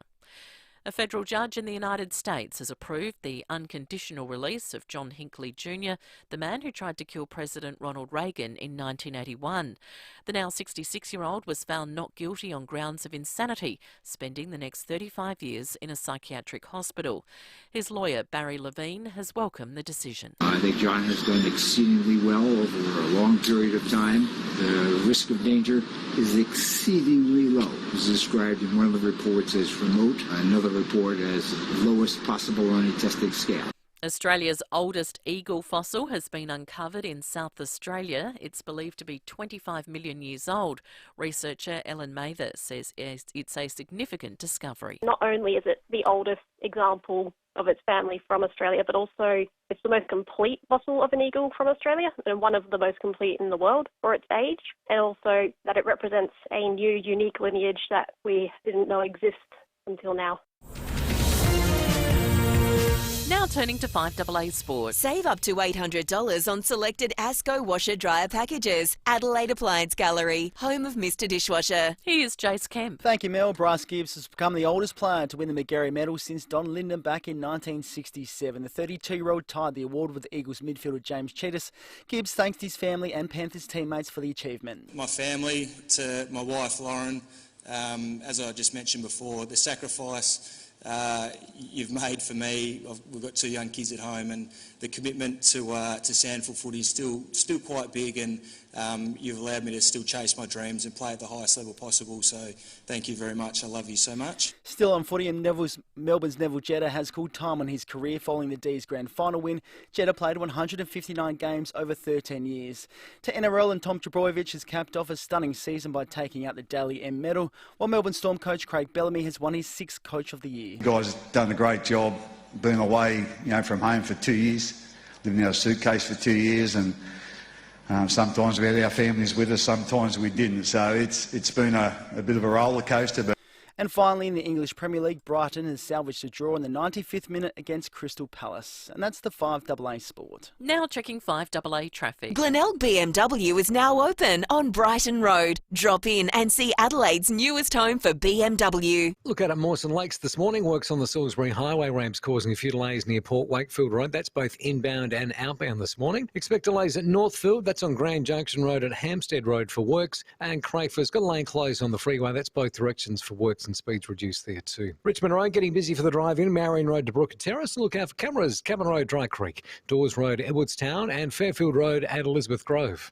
No time to sort a home loan? ANZ mobile lenders are on hand anytime, anywhere. For a home loan specialist who can work around you, search ANZ mobile lending. Adelaide's most accurate traffic on 5AA. Now the 5AA forecast. Head to Foodland, Drake's or IGA for Nutrimate, a new dog roll loaded with healthy nutrients. 22 today with a shower or two. Showers tomorrow 20. Thursday a shower or two dropping to 18. Right now it's 21 degrees. More news as it happens on 5AA. Need more living space or storage? Visit olympicindustries.com.au. Olympic Industries, built to last. You're listening to 5AA Breakfast. David Penberthy and Will Goodings. 6 after 7. If TV weddings are your special subject, have we got the topic for you coming up in the next 10 minutes? Dig back into the memory banks and give us a call on 8223 0000. We're going to be talking about the biggest of all time. Then, after 7:30, Phil Curry will join us. We'll talk federal politics with Phil. And a little bit later in the morning, getting your caravan ready for the long weekend. And the ICAC, with its watered-down powers in South Australia. Arguments for and against by an independent academic. We'll get into that after 8:30. But first, let's start with some of the big things knocking around in the news cycle. And there's been none bigger than New South Wales over the course of the last few months. Well, yesterday they released a roadmap out of restriction. Gladys Berejiklian confirming the first freedoms would come in places like pubs, restaurants, gyms, hairdressers would reopen for fully vaccinated people. That would start on the 11th of October. A couple of weeks away, she said. Just hold on for a couple of weeks. I can say quite confidently that we envisage 11th of October will be the day that we'll be able to adhere to that roadmap. And I just say to everybody across the state, thank you so much for your patience. It is just this week and next week that we have to hang in there for. We're nearly there. And let's not give up at the last minute. At 80%, which the New South Wales government's predicting will come about 2 weeks later or a fortnight later, there'll be a swathe of other restrictions that will be relinquished. However, and this is interesting, people who are unvaccinated will remain under the current stay-at-home restrictions until the 1st of December. So that'll be fascinating to see how that plays out. Clearly, it's a measure to prevent hospitals being overrun. Yeah, that's right. So it makes sense from that perspective. I'll tell you what, just reading the list of things you are going to be allowed to do, like looking at the roadmap in Melbourne, the one that Dan Andrews unveiled yesterday, it makes you feel so utterly like you've won the lottery of life being here in South Australia. So in Melbourne right now, they're expected to reach 80% single dose on September 26. So just in, a couple of days' time. September 28th today. Oh, so hang on. So they're already there. So the changes with that first tranche, so the 10-kilometre travel limit goes up to 15 kilometres. Outdoor recreation resumes such as golf and basketball, but with caps, and personal trainers allowed for a maximum of 5 vaccinated people outside. And you can also, in regional Victoria, take your mask off when you go to the hairdresser. Well, you read that and you just go, well, whoopee-doo. You know, like that. Is that some sort of watershed moment? Yeah, absolutely. It's extraordinary. But mind you, in a couple of weeks, New South Wales will feel a lot like Adelaide. Yeah. They're not far away from that being a reality. Yes, 85.7% first dose coverage in New South Wales, 87% in the ACT, 74.9% in Tassie, 77.9% in Victoria, and SA at 66.1% right now. US President Joe Biden, he's got even extra coverage vaccine-wise because he's just had his 3rd dose. No, I haven't any side effects the first or the second shot, thank goodness. I don't have to take one now, but we'll see. Is that high enough? I think, but one thing for sure, a quarter of the country can't go unvaccinated. That's US President Joe Biden receiving his booster shot, which we haven't quite got a plan for here yet in Australia, but they're starting to roll them out in various places in the US for people over the age of 65, as you hear him talking about there. In the UK, COVID hasn't really been on the front page all that much recently, but it's not like it's been replaced by good news, unfortunately. There is a truckie shortage in much of Europe right now, and it's as a result of something that you can totally understand, makes perfect sense.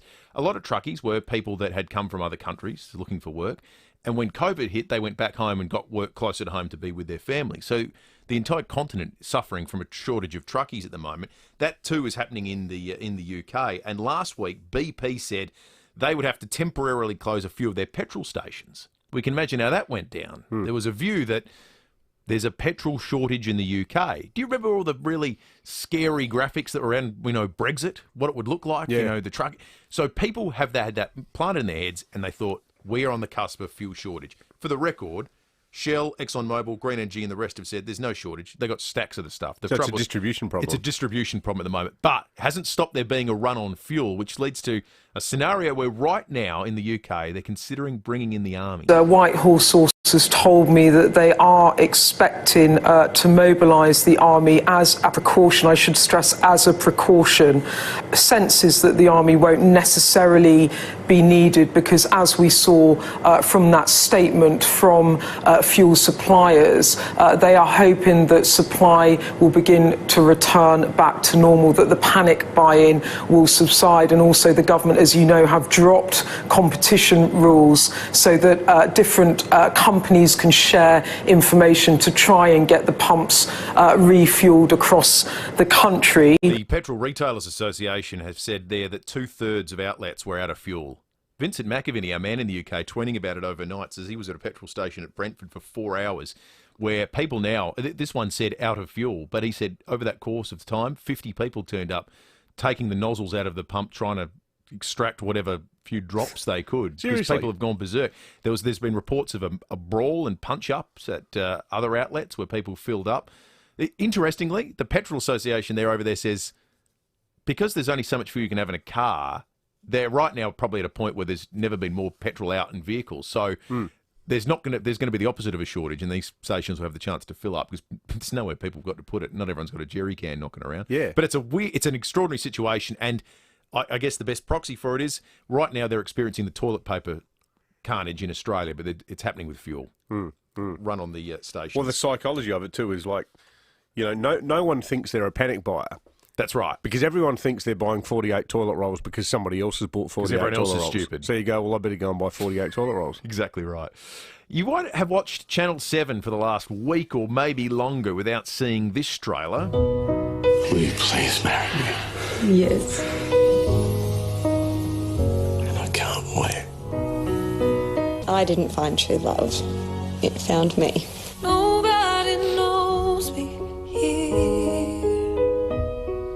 See, I know I'm fine here, all on my own. All of my friends. Ready?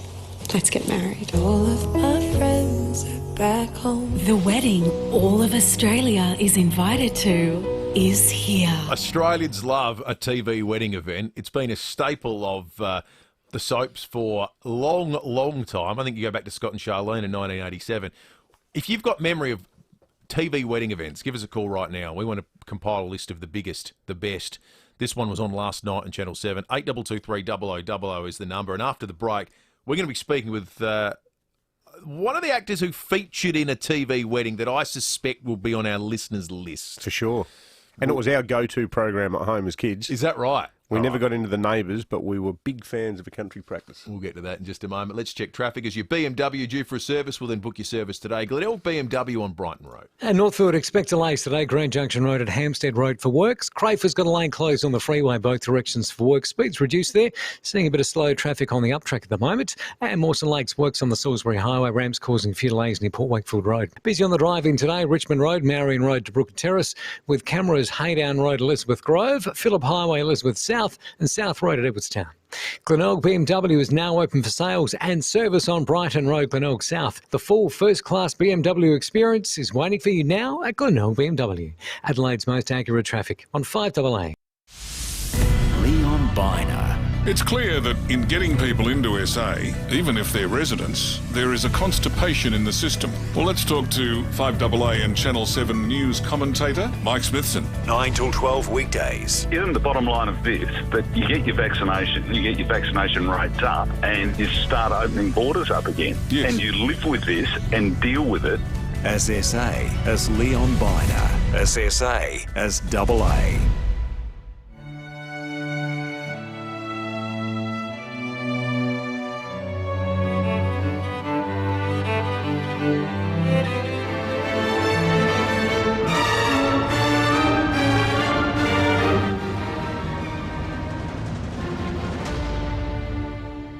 Overwhelming are the feelings of grief and loss.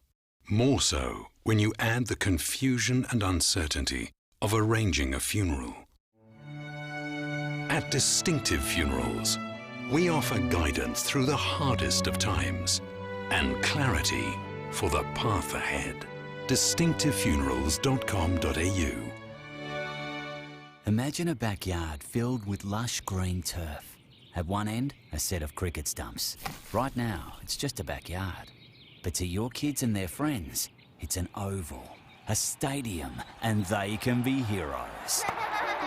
Kids love a great patch of grass, and you can appreciate yours every day when you lay lawn in your garden from the Turf Farm. The Turf Farm plant it, nurture it, harvest it, deliver it, and importantly, they guarantee it. Trust the Turf Farm. Go to theturffarm.com.au. Here at 5AA, we're all about supporting local. Here's who you can support around Adelaide. Buy your tickets in the St John Home and Lifestyle Lottery before midnight Sunday, and you could win one of 9 cars next week. stjohnlottery.com.au. Your COVID-19 vaccination is now closer than you think, thanks to your local National Pharmacy store.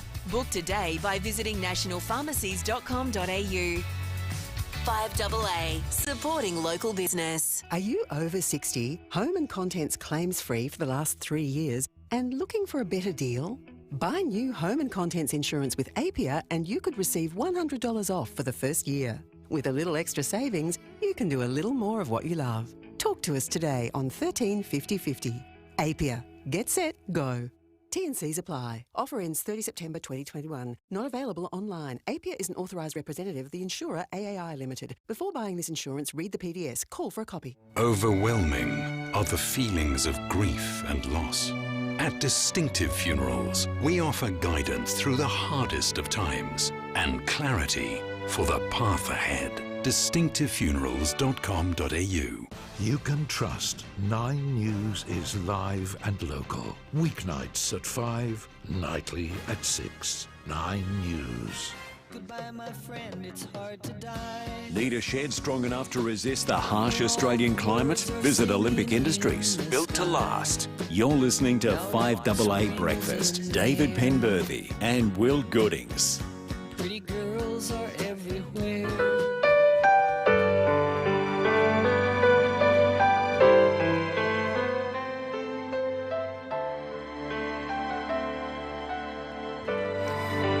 Inspired to talk TV weddings this morning on the program. There was a big one last night. Channel 7, home and away. Being promoted the hell out of it. It was on every advertisement everywhere you could see. plastered everywhere because Australians love a TV wedding. We're getting lots of calls already from people that are nominating the best and biggest of all time. I suspect on those lists, without wanting to preempt anything, will be one featuring our next guest from a country practice, Grant Dodwell, who was Dr. Simon Bowen. Grant, good morning to you. Good morning, David and Will. Good morning. Thanks so much for joining us, Grant. I've got to say, I'm 52, so I'm absolutely in the sweet spot age for having grown up watching a country practice. Yeah. The show's often remembered for the tragic death of Molly, but take us back to 1983, because your nuptials with Vicky was right up there as a big TV moment too. Yeah, well, it was. I mean, the fake news is that it was Kylie and Jason, of course. It named their wedding. But no, this is not the case. Look, it was quite extraordinary. And okay, there was Home and Away last night, but did they ever reach the front page of an afternoon Sydney newspaper, which is what happened with Simon and Vicky's wedding? It was quite extraordinary. And I think in Queensland it was the highest rating wedding. I mean, look, the writers were fabulous. We had a great crew of writers. They held off this romance with these two characters till the point where they went, look, we've got to do it. We've got to marry these two. And it was an extraordinary filming day, beautiful day out there in Pitttown, a little tiny church. It was a long day, and I just remember that we got all the shots. Of course, the wardrobe and makeup was huge on that day because of the extras. And all I remember is coming back in a rickety old bus, not a brilliant bus, back from location to the studio, where at midnight we had to drive ourselves home, So it was the end of a great day. But, it was a wonderful series to be in. And it was such a good show, and all the characters are really well developed, and it was a very sort of upbeat, nurturing show. So remind us the circumstances surrounding your wedding to Vicky, because you were the doctor, you were the town doctor, and she was the vet. Yeah. Yeah. So wasn't there a drama with a horse or something where you had to tend to a horse after the reception? Well, no, actually it was before. I mean, I think she had an emergency as a vet, and she was delayed, and it was Bob Hatfield, the local plumber, who came and picked her up and in a ute. So she arrived in a ute. It was a fantastic shot down a country lane. Beautiful, bright, sunny day and full bridal gear. And the cake broke, didn't it? Cookie broke the cake. Oh, that's right. Yeah, the Crockenbush cake. Yeah, that's right. Went flying in the car. Yeah. Look, the thing with country practice, there was always humour. And you're right, the characters were really well defined and really well placed. But there's been a bit of a resurgence because it's been on 7+, the whole series. And there's now a podcast called The Country Podcast. And the two girls, women, who run that are excellent. One's a playwright, and they go into the serious side of country practice and how they elevated issues in Australian regional country towns and worked with the Department of Health. So, there were a lot of incredible subject matter that was tackled by country practice. I mean, I only did it for 3.5 years. It ran for 11. But I guess, Simon and Vicky and Molly and Brendan, the four original young'uns in those days, went for 3.5 years, but very proud of that series. Yeah, for sure. Well, Grant, with reason. You've featured on a few of the lists that our listeners are sending in at the moment, mate. Really appreciate your time. Thanks for joining us. Thanks, David and Will. Have a good one. You too, Grant. Grant Dodwell from a country practice. Let's go and take some calls. Elaine in Ridgehaven, what's the number one TV wedding in your memory? Well, it was more in my mum's memory. It mightn't have made the Times or whatever, but it certainly made mum's mantelpiece. We had a photograph of Charlene and whoever she married in a frame on the mantelpiece. Is that Mum right? was that into it. Like they were members of your family? Yeah. That's terrific. Scott and Charlene. So you had Kylie Minogue and Jason Donovan on the mantelpiece? Yes. That is sensational. People must have Mum really liked it. People must have thought Charlene was your niece or something like that. It's terrific. Well, Mum always reckoned it reminded her of my daughter. Yeah, right. So I suppose that was the connection. But I think she really disliked the program. Well, here it is. Here is a bit of Scott and Charlene. For as long as you both shall live. I will. Charlene, Edna, will you have this man to be your wedded husband? and live together in accordance with God's ordinance in the holy estate of matrimony? Will you love him, comfort him, honour and keep him in sickness and in health, and, forsaking all other, keep you only unto him for as long as you both shall live? What's the guitar riff that's going there? I'd forgotten that Ingwie J. Malmsteen turned up with his Fender to play, standing on the foldback amps at the front of the church. That's amazing. That's terrific. Lindy, good morning. What's on your list? All Saints, Georgia Parker and Eric Thompson. That was in Remind Us, Lindy? All Saints. Oh, All Saints, of course. That was one of the classics. I'm just having a look on... Yeah, and he passed away about 3 days later. Oh, that's right. Yeah. Yeah, because he had a brain tumour. Yeah, that's right. Terrible. Awful. Good on you, Lindy. Thank you. 8223 You can keep the text coming in on the Telstra Storm Out Barker text line 0480081395. Lisa's put together a handy cheat sheet of some of the big TV weddings in Australian history. We spoke about Simon and Vicky, Scott and Charlene. We've got... what about Kath and Kel for Kath and Kim? Oh, yeah, that's true. That was back in 2007. Ben Rafter and Mel, Packed to the Rafters, 2009. Over 2 million Australians watched that. Sally and Flynn, Kate Ritchie, Nova Network star, and Joel McElroy, probably on some other network. That was back in 2003. And, of course, last night on Home and Away. So there you go. Steve I feel like texted I've in. learnt something this morning. Steve's tried to broaden it out into the world of cinema by saying it's hard to go past Muriel's wedding for its effect on Aussie culture. Absolutely. That is a superb movie. 25 after 7. We're going to Good talk stuff. We're going to talk sport right after this. Now's the time to get Booper Extras with cover for things like physio. Because life could go twang any rep now. Search Booper Extras to get cover for less than you'd think, from under $3.50 a week. Join before life happens. Price based on Freedom 50 Extras for a single as of 6 May 21, including base tier rebate for a single aged under 65. Waiting periods apply. It may not be that exciting to learn that Playford Pavers are one of the few companies that still make their own pavers on site. Riveting, isn't it? But what if I told you that because Playford Pavers make their own pavers for driveways, entertaining areas and pathways, you pay a lot less? How good is that? Pay less at Playford Pavers. Visit playfordpavers.com.au. All eyes will be on the Tab Adelaide Cup, Friday the 8th of October at Angle Park. See Group 1 Greyhound racing with live music, food trucks and kids' activities. It's a great night for the whole family. Come along to general admission or book your spot in the new Garden Bar or the famous Chasers restaurant. Tickets are essential, so head to greyhoundracingsa.com.au. Gates open from 5 p.m. with racing from 6. See you at the track. Gamble responsibly. Hi, it's Jane Riley for ACH Group. I just thought I'd let you know about ACH Group's new Discover and Explore guide. It's out now and it's amazing. There's something for everyone with over 400 social experiences to choose from, including exciting day tours, art classes, fishing, golf and more. With ACH Group, you'll create new and meaningful social connections and experience our beautiful state. For more, visit achgroup.org.au. Good lives for older people.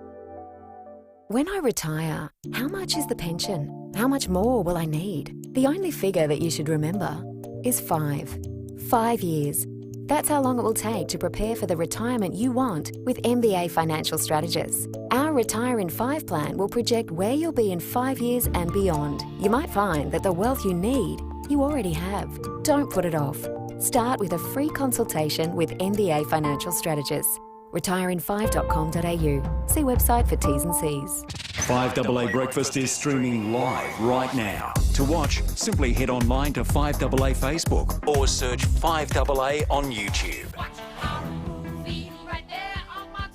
Need more living space or storage? Visit olympicindustries.com.au. Olympic Industries, built to last. You're listening to 5AA Breakfast. David Penberthy and Will Goodings. 28 minutes after 7. Let's turn our attention to sport. $7 million worth of vehicles declared during North Point Toyota's used car sale. It's on right now. Last night, Rowie and Graham Cord spoke about what they'd give up to get access to the number one pick in the draft and therefore be able to take South Adelaide's Jason Horne-Francis. Everyone was distracted by Jason Horne-Francis. I've never seen anyone dominate the interest of even opposition supporters, because every time that kid went near the ball, he had an impact.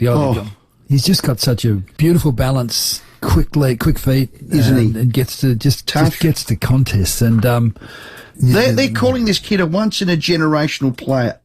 He's the next Nat Fyfe, if you like. He reminds me of Patrick Dangerfield, actually. Oh, he's just... Not sure about Nat Fyfe, but he's more Paddy Dangerfield, because he's got the same strut. So, yes, we're saying he's going to go number one, aren't we? And the Crows should do everything, and they should have tanked to finish bottom to get him. But close to. You can't do that. Now, maybe they can trade out, but if you're North Melbourne and you're preparing a list, what are you going to do? You're not doing it. He's the next Petrarca in 5 years. He's the next Martin in 5 years. I'm all in for that kid, but I'm sure they're going to try and negotiate. But what would you give away? Would you give away number pick 4 this year? Pick 4, your first pick next year, and any player you want on the list. Any player. Any player. Any player. Any player. And I'd even say Jimmy. I'd break my heart, but he'll kill me for saying. But I have to put it. Any player you want. I think you're making it all about the Rowe family. Well, no, I'm just saying. He's on the list. Any player except James then. So a couple of people... Any player except Jimmy then. You can't. So Rowe would trade 2 firsts and his own son for Jason Horne-Francis. You wouldn't trade any player on the list. You wouldn't trade any player on the list. You wouldn't trade Riley Thilthorpe for it. No way. A first-round pick and Riley Thilthorpe, where you just took it, effectively picked pick 2 last year. You wouldn't do that. I think people are far too apocalyptic about the quality of the Crows list. To say you get rid of anyone means that they're all expendable. Well, and it's not American sport. The guys, you can't force them to leave.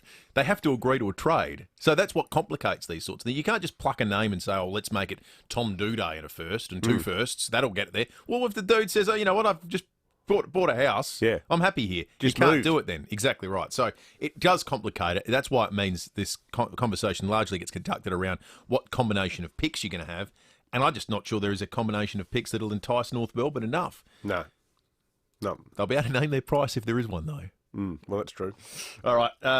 $7 million worth of vehicles to clear during North Point Toyota's used car sale on right now. More from Stephen Rowe on that subject as we enter the trade period and in the lead up to the draft, no doubt. 5AA News Time. We'll talk federal politics with Phil Curry in just a moment. This is Adelaide's 5AA. A shower or two, 22 today with the 7:30 news. I'm Mel Usher. Hit. Car scuffle driving to work? Contact Premier Panel Services, RAA approved crash repairer. The first of 2 auctions of Adelaide 500 assets will be held today. The state government sell-off follows the event being scrapped late last year. Opposition leader Peter Malinauskas says the Premier is trying to derail his plan to reintroduce the race if Labor win the next election. This is a fast-track fire sale from Stephen Marshall to try and burn out any hope we have of bringing back the Adelaide 500, but I can assure your listeners that I and the Labor Party will not be deterred. We're committed to major events in the city of Adelaide. We're committed to returning tourism jobs to our state, and we've got to start to plan beyond COVID. The damage bill from a house fire at Woodville overnight has been put at $500,000. Neighbours have described a huge explosion at the address. Mandy Janey from the MFS says they were called to the home on Bower Street around 12:30. The property was unoccupied and 7 fire appliances arrived to find the house fully involved in fire. Investigations into the suspicious blaze are continuing. 3 men have been arrested after a break-in at a church in Hackham West overnight. Senior Constable Kimberly Broad says an alarm was activated at the church on Beach Road just before midnight. When patrols arrived, they found a window had been forced to gain entry to the property, and they've reviewed CCTV, which shows 3 men arrive at the church on bicycles before forcing entry to the building. A number of power tools and other items were stolen from the property. 3 men matching the description of those in the CCTV were later arrested at Morphett Vale and the stolen property recovered. The trio, aged 32, 36 and 40, have been charged with serious criminal trespass and theft and will face court today. At-home COVID tests are set to be available in Australia from November. The rapid antigen tests take 20 minutes.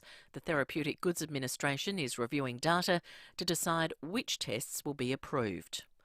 US President Joe Biden has received a COVID booster shot just days after his administration approved an additional jab for vulnerable groups. Mr Biden was asked whether it was right for Americans to be offered a booster while developing countries were still struggling to vaccinate their people. We're doing more than every other nation in the world combined. We're going to have well over 1.1 billion shots, and we're going to continue going. We're going to do our part. We've also given a great deal of funding to COVAX. Chinese rockets have been spotted in the sky from Australia's east coast. Sightings of bright objects have been reported across Sydney, stretching through to the state's central west and the ACT. Astronomer Ray Pickard says with more and more satellites being launched into space, the occurrence has become more common. If you keep your eyes forward, particularly sort of around that twilight time, you can occasionally, maybe once a month or so, catch some rocket exhaust sort of gleaming in the sunlight a few hundred kilometres above you. Now turning to 5AA Sport. Save up to 15% on selected Asco cooking appliances at Adelaide Appliance Gallery, home of Mr Dishwasher. And it's over to Jace Kemp. Thank you, Mel. Bryce Gibbs and James Chittis have been crowned joint winners of the Sanford-McGarry medal. It's the first time in 9 years the medal count has been tied. Gibbs capping off a stellar return to the State League. My last couple of years in the AFL probably didn't go to the way I planned and what a lot of people thought might happen, but I still thought I had a lot of good footy left in me, and yeah, to come back to the Sandful, I just had so much fun this year, and I think that made the difference in me having the year that I had. Still on footy, and Port Adelaide looks set to lock away Robbie Gray and Riley Bonner for another season, while delisted defender Hamish Hartlett is still searching for a trade interstate. To the NBA, and Philadelphia 76ers star Joel Embiid says he wants Ben Simmons back on his team. The Aussie was a no-show at the club's media day, following reports he wants a trade. Of course we want him back. You know, he's a big piece of, what we've been building the past few years. Obviously, there's a lot of stuff that have happened. And finally, in the English Premier League, Brighton has drawn with Crystal Palace 1-1. And that's the 5AA Sport. Now checking 5AA traffic. Is your BMW due for a service? Then book your service today at Glenelg BMW on Brighton Road. Seeing a few delays this morning at Crayford. Got a lane closed on the freeway, both directions for work. Speeds reduced. Pretty slow on the uptrack at the moment too. Expect a few delays as well at Northfield. That's on Grand Junction Road at Hampstead Road for works. And Mawson Lake's pretty slow going on the Salisbury Highway. Got a few delays near Port Wakefield Road, both inbound and outbound. Richmond Road busy this morning on the drive-in, Marion Road to Brooker Terrace, and look out for cameras Heaslip Road, Penfield, and Morford Road at Seaview Downs. Got the worst house on the best street? Talk to Burbank Homes. The knockdown rebuild specialists start fresh with a brand new build or even two. Visit burbank.com.au. Adelaide's most accurate traffic on 5AA. Now the 5AA forecast. Head to Foodland, Drake's or IGA for Nutrimate, a new dog roll loaded with healthy nutrients. A shower or two and 22 for your Tuesday. Showers tomorrow 20, dropping back to 18 on Thursday with a shower or two. Right now it's 21. More news as it happens on 5AA. Jump in my car. Need a shed strong enough to resist the harsh Australian climate? Visit Olympic Industries, built to last. You're listening to 5AA Breakfast. David Penberthy and Will Goodings. 23 minutes to 8.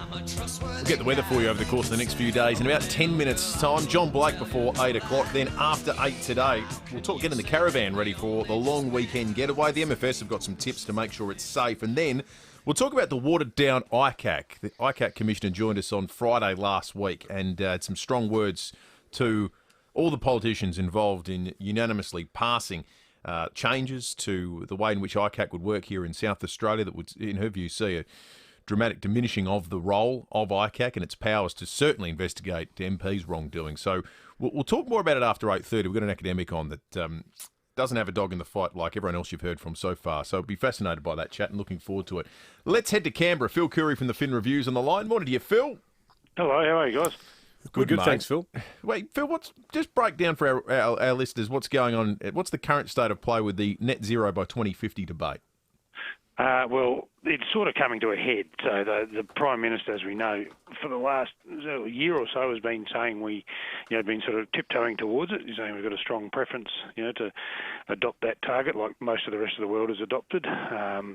And we've got this big climate change summit in Glasgow in Scotland next month in early November. So it sort of all has to be decided before that. So the PM and Josh Frydenberg and others are inching towards making, it's really a subtle shift in language. It's going from it's our preference to we're going to do it, right? We're going to commit to it. So, and they'll release this sort of what they call a roadmap, but it'll be all done through technology. We'll invent clean hydrogen and we'll have hydrogen technology and all sorts of clean energy things, and we'll get there without actually having to tax anything out of existence. I guess the sort of and again it just sort of brings back into play all the old divisions in the coalition, primarily between the Nationals and the Liberals, but the Nationals are actually a little bit more split this time. Probably the majority of the Nationals realises something has to be done, and they've got to, Meg Barnaby-Joyce is of a view that that there has to be a deal. So it's just what the cost of that deal is. And the Prime Minister said 1,000 times, look, it won't come at the expense of regional Australia. We won't be legislating to shut mines or, sort of clamp down on agriculture. You have to kill your cows and all this sort of stuff. So essentially, if the Nationals get that sort of assurance, they'll probably sign up. Phil, but it's going to be messy on the way through, as these things always are. Yeah. So the PM's back in the country now, Phil, after his trip to the US, where he was spruiking the new security deal with the Yanks and the Brits. Do you think that, in a domestic sense for Australia, particularly with an election not too far away, do you think that it was a political success for the PM? Always hard on those trips, Dave. I was of the view that when the Prime Minister, whoever it is, goes overseas, you never really benefit politically. You can only mess up. So, if you do something silly while you're over there, everyone notices. Otherwise, I think it sort of helped. Look, this is just my view. I think it sort of helped him in a way. It reminded everyone that we actually have a Prime Minister, because he's been so monstered by the states over the last year in terms of who's running this country. I don't think it did him any harm to sort of be seen on that stage with, presidents and other prime ministers and stuff talking about, very important. Well, it made him look like a leader, whereas COVID's made him look more like a hapless bystander a lot of the time. Well, that's right, because the states are just, exercising those enormous powers they have to do whatever they like and sort of, push us all around and. So that's right. So I think it's sort of, I can't say it did him any harm. I don't know whether annoying the French is a political negative, probably not. But it's not going to, at the same time, you won't see sort of the polls just come screaming back in a hurry either. But I think it sort of did him more good than bad. But interestingly, he's not committed to go. He's got to go. The trouble is, every time the PM goes away, unlike any other world leader, he has to do 2 weeks in lockup when he gets home. No other world leader has to do that. So he's locked down at the moment. He's back in the lodge again for another 2 weeks. He's done I think three or four trips this year. So he spent 2 months locked down. After he gets home, that's a lifetime for a prime minister. Not to be able to. I mean, he can still run the country from the lodge. He's got all his communications and he can do doorstops in the driveway and things like this. But it really does limit what they can do. And so he's having second thoughts about whether he goes to Glasgow at the end of the year, because there's a G20 trip in Italy and then there's Glasgow, and that'll be another sort of week or 10 days on the road, followed by 2 weeks locked up again. And there's Parliament. Well, who knows? By then, if I'm sure he's doubly vaccinated. Oh, he is. Yeah, absolutely. Yeah. Well, doesn't this tie in with the roadmap discussion? Like, if we're going to have the leader of the country has to quarantine for 2 weeks when he gets back from overseas, isn't that one of the things we'll be looking at lifting? Well, hopefully, but there's no guarantee. I mean, I think New South Wales is trialling a 1 week home quarantine program for overseas arrivals. Now, he may be able to just do 1 week, by then. Down the Shire. Kirribilli more like it, but it's the same reason why the Ashes test is up in the air, because no one wants to do it, So people, because the rest of the world isn't really doing this anymore. So it's a big decision for him to make. He'll get belted up if he doesn't go to Glasgow. But at the same time, New South Wales and Victoria and the ACT are all going to be taking the big leap into the unknown about late October in terms of opening up, with 80% vaccination rate. And Berejiklian and Andrews are warning it could get really messy. We could have overflowing hospitals and stuff. And so you can imagine that the Prime Minister's overseas talking about climate change. He'll probably be criticised for doing that when he should be at home. So I think he's trying to weigh up where he's going to be needed most. Because at the moment, Dave, I'll tell you, on this side of the country, 99% of the people just want to know they're getting out of this misery. Yeah, for sure. Not what Australia's doing in 30 years' time on the climate. So it's in terms of political priorities, he's got to make that decision between now and the end of the month. Great stuff. Phil Curry, the National Political Editor for the Australian Financial Review. Always great to catch up, mate. Cheers. No worries, guys. Bye-bye. Intriguing little piece in the Advertiser this morning. Jamie Jury, well-known TV personality, I'd not seen this before, has developed a playlist to help your plants grow. A playlist to help your plants grow, featuring... Here comes the sun. I mean, the plants are very literal, obviously. Here comes the sun. I say it's all right. According to Jamie Jury, plants are sentient, and music from gentle stringed instruments can influence their growth. Sentient. Are they? Yeah. Prince Charles thought the same thing. He used to talk to his plants. Probably still does. If that's the case, I'm going to get tried by, the plant equivalent of The Hague. There's going to be like war crimes against... I mean, what the hell I'm doing in my front yard? What are you playing them? Death metal, Will? No, I'm not playing them anything as well. They're just wilting and dying generally. I noted in the Jamie Jury story that there's an eminent botanist quoted saying that most of the research that's been done in this field is highly flimsy. Yeah, but Jamie Jury had a retort for that. He said he was not too concerned if people thought the link was tenuous. Well, if you want to stand in your backyard gardening with music playing, that's one thing. You are both That's a fine. gardener and the music man. What would you recommend playing to your plants? I don't want to sound like a cynic. I don't think it really makes any difference. All right. I think Sea Soul is probably better than Spotify when it comes to making your plants grow. There we go. There's my Sea Soul plug. Don't forget the Sea Soul. Hot on the heels of yesterday's Care Alert Smart Dial I mentioned in the Joe Biden context. I was pretty happy with that one. You are really taking to this whole commercial radio thing. I love it. It's really grown on you. That's right. Glenelg BMW now open on Brighton Road. Drop in and see Adelaide's newest home for BMW. Seeing a few delays this morning around Mawson Lakes. That's for works on the Salisbury Highway ramps. It's causing a few delays both inbound and outbound near Port Wakefield Road. Leave early if you are heading that way. Crowfer's got a lane closed on the freeway. That's both directions for work. Speeds reduced there. And expect the normal delays around Northfield, Grand Junction Road at Hampstead Road for works. Busy on the drive-in, Morford Road, Bray Street to the tram line, and look out for cameras Anzac Highway, Ashford, and Morford Road at Seaview Downs. Join Camplify, Australia's largest van sharing community, and earn thousands a year hiring your caravan, camper or motorhome. Start earning in a matter of hours. Visit camplify.com.au. Adelaide's most accurate traffic on 5AA. I'm Kathy Nagel, the Chief Executive of Western Hospital, Henley Beach. Western Hospital GP Clinic is also a COVID clinic providing vaccinations for all eligible patients. Make sure to book online for an appointment which suits your needs. Plus, our GP practice offers individualised care in a modern clinic with appointments which ensure your concerns are heard. Western Hospital, your hospital that cares. For more information, visit westernhospital.com.au. Don't just get a forklift, get a Toyota forklift. When you need a forklift, don't just get a forklift, get a Toyota forklift. Get the world's #1 forklift brand. Get legendary Toyota reliability, get world-leading safety, and get it from toyotamaterialhandling.com.au. Get the Toyota Forklift Advantage. For sales, service, and hire, get a Toyota forklift. Kenall Plumbers. We love Kenall Plumbers. They've been providing the highest quality plumbing for nearly 30 years. No surprise their customers often ask if Kenall offers any other trades. He does. Well, he certainly does. Ken's a man of many talents. And what started out as plumbing now includes electrical fixes, gas fitting, roof repairs, tiling, a veritable list of things I can't do, home maintenance and bathroom renovations. That could actually be Ken's other catch cry. Anything Will can't do, we can do. We can do. That's right. Now look, That's a big promise. And look, you say the same for me as well, because this is all the stuff you need done around the house. Now, what Ken started in his family home has grown into Adelaide's leading complete home services company.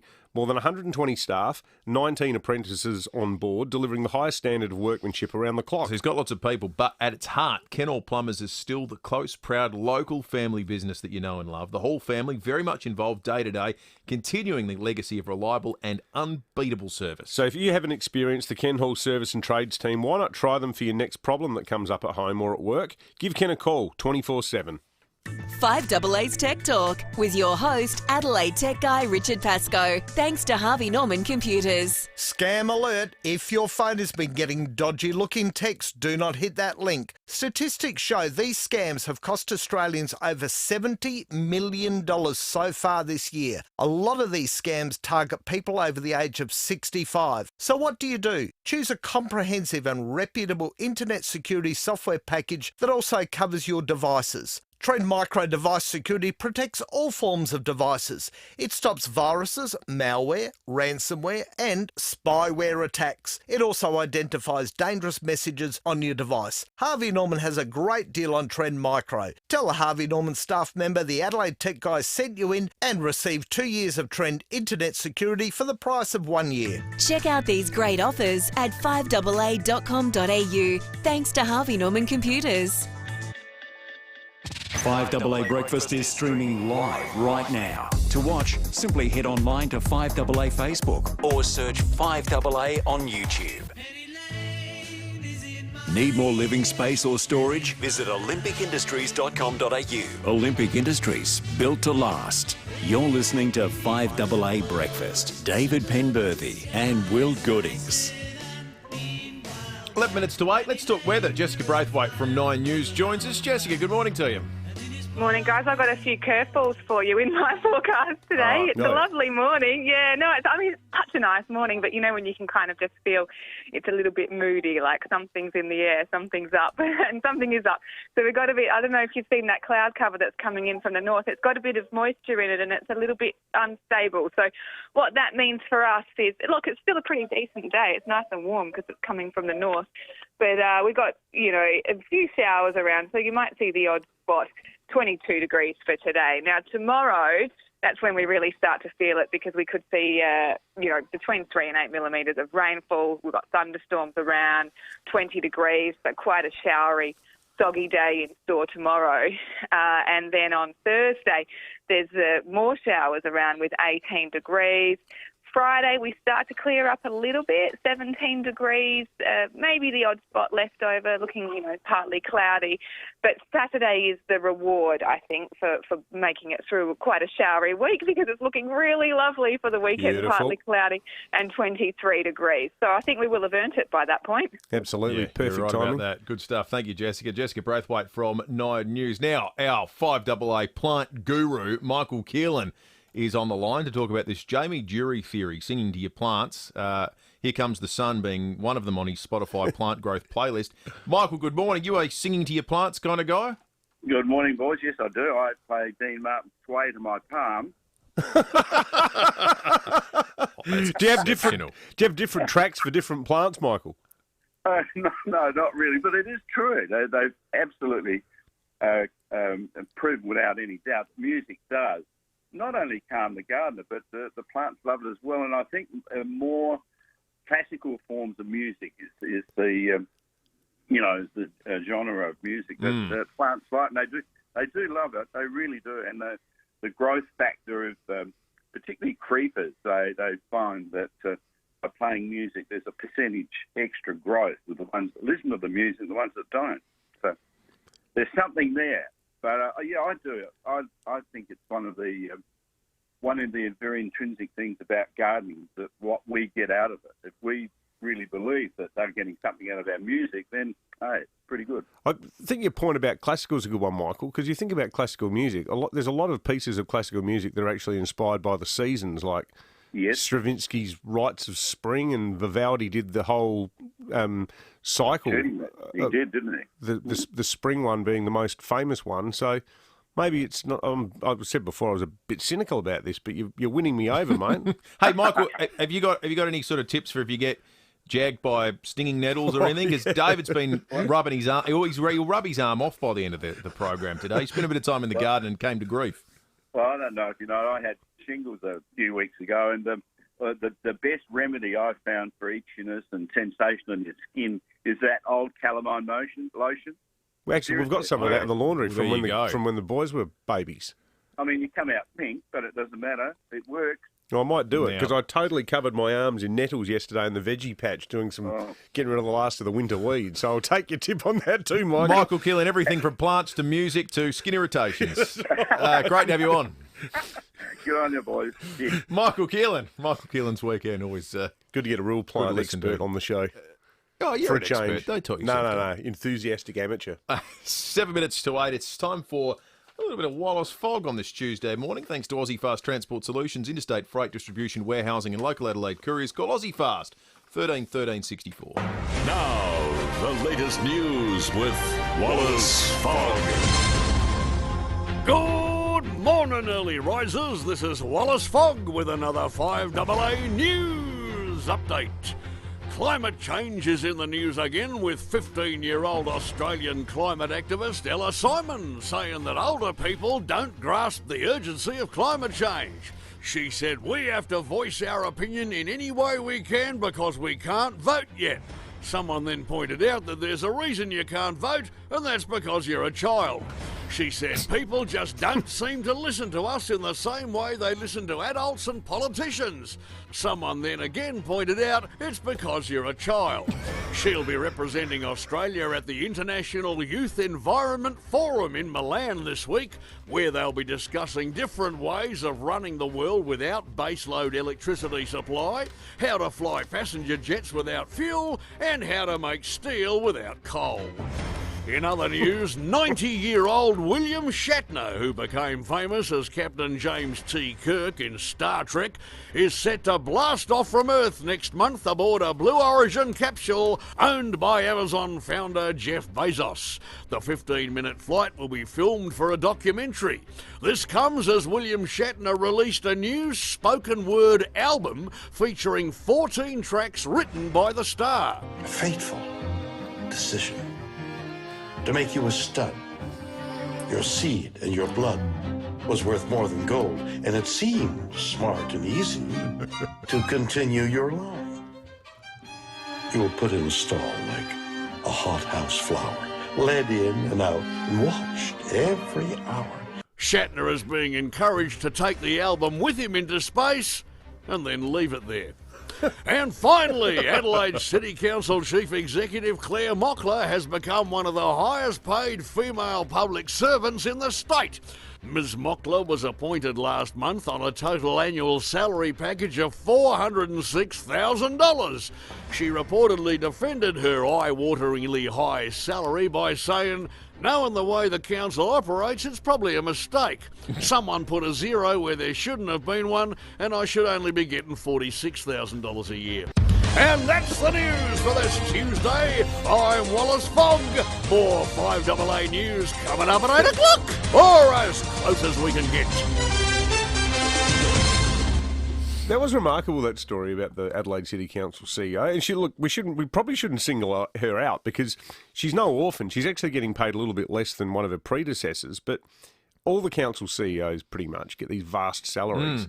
She gets more than Stephen Marshall. Yeah, considerably about more. 30 grand more. Yeah, he gets about 370 grand.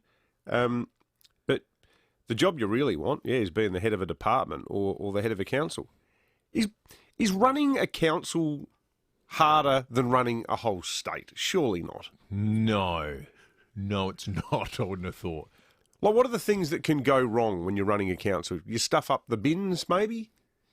Like, you're not responsible for the entire health system and school system. I asked this question not knowing what the answer is. No, that's right. But I reckon the pay should relate to the size of the budget you're responsible for. So if you equate it to... Well, given the way they're going at the Adelaide City Council, she should be earning about 20 grand then. Yeah, that's absolutely right. Yeah, I'd be interested to see if you were responsible for the equivalent amount of money in the private sector, what would you be getting paid? That would be how... And I say that not knowing the answer to that question. Crazy money. It's a lot of money. Absolutely right. 2.5 minutes to 8 o'clock. So what we might do is we'll leave you and come back after 8 o'clock. Breaking at 8 coming up very shortly. We'll talk caravanning. Anyone planning to get away on a caravan holiday for the long weekend? If you are, let us know where you're going. We're going to give you some tips from the MFS about making sure your caravan is all ship shape and ready to go. And then after 8:30, we're going to get into this ICAC question. A lot of our listeners are uncomfortable with the watering down of the powers of the ICAC commissioner who joined us on Friday to say she too is considering her position given what transpired by way of a unanimous vote in the South Australian Parliament late last week. So we'll get into all that coming up after 8. Hi ladies, Heather from Joyreen Fashions. Do you get frustrated with the lack of choice to fit the mature figure? With 50 years fashion experience, we can definitely assist you in this area. We have a wonderful choice of spring and summer fashion and one of Adelaide's largest selections in casual day wear through to special occasion wear. Come in early and let's help you find that special outfit for any occasion. Joyreen Fashions for mothers and daughters, 491 Port Rush Road, Glenunga. G'day South Australia, it's Cheats here. Over the years I've seen some great South Australian teams, but the best has to be the team from BL Shipway, who I've known for over 30 years. They've been looking after the state's hydraulic and pneumatic needs since 1953. You can find them on Richmond Road with stock on hand from quality brands like Ryco, Rexroth, Hydac and Enerpac. If you can't get to them, they'll send a Ryco 24/7 van to you anytime, anywhere. blshipway.com.au, a South Australian team you can count on. Shh. Can you hear that? Hang on. Here it comes. The new Kia Niro has landed. Available as a hybrid, plug-in hybrid and full electric. It's Australia's broadest electric SUV range, and they're all available for immediate delivery. Technology moves fast. Meet 3 ways to catch up. The new Kia Niro electric SUV range. Check with your local Kia dealer for details. Kia. Movement that inspires. Did you hear Viterra is looking to fill 1,500 jobs across South Australia for this year's grain harvest? With no experience necessary, these positions are perfect for people looking for short-term employment, including students and retirees. It's great pay and you will receive full on-the-job training. And you'll have great fun along the way. For more information on the range of jobs available between October and January, check out viterra.com.au. Viterra. 1,500 jobs. 1,500 reasons. You can trust 9 News is live and local. Weeknights at 5, nightly at 6. 9 News. Online, on DAB Digital Radio and on 1395 AM. Talking Adelaide.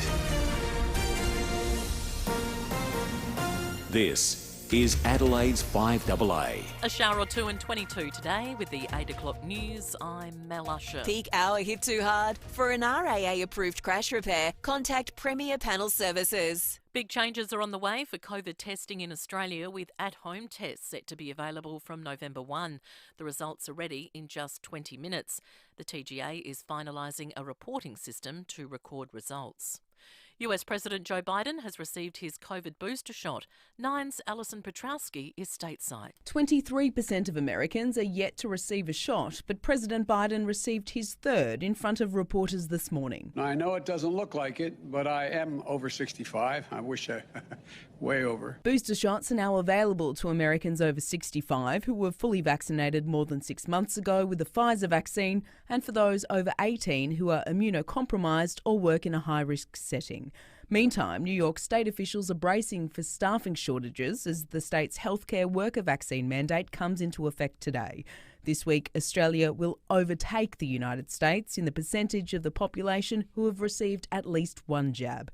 The so-called Adelaide 500 fire sale kicks off this morning. The first assets will go under the hammer at 10 a.m. Another auction is scheduled for October 6. The Marshall government scrapped the race last year. The opposition says they'll bring it back if they win the 2022 state election. A house on Bower Street at Woodville has been gutted by fire after a reported explosion. Mandy Janey from the MFS says the alarm was raised around 12:30 this morning. 24 firefighters battled the blaze for 1 hour. Firefighters were faced with a possible wall collapse and fallen power lines. The damage bill is estimated at $500,000 and SA Police are investigating. A church at Hackham West was robbed overnight. 3 men broke into the building on Beach Road just before midnight and stole power tools and other items. CCTV showed them riding away on bikes. Senior Constable Kimberly Broad says 3 men were later arrested at Morphett Vale. One of the suspects' homes at Morphett Vale was searched and police were able to recover that stolen property. So we've got 2 men from Morphett Vale, aged 32 and 36, and a 40-year-old man from Hackham West. They've all been charged with serious criminal trespass and theft and refused bail to appear in court today. 41 years after he shot President Ronald Reagan, John Hinckley Jr. will be granted unconditional release effective June 2022. A federal jury found Hinckley not guilty by reason of insanity in 1982. He was freed from a government psychiatric hospital to live with his mother 5 years ago.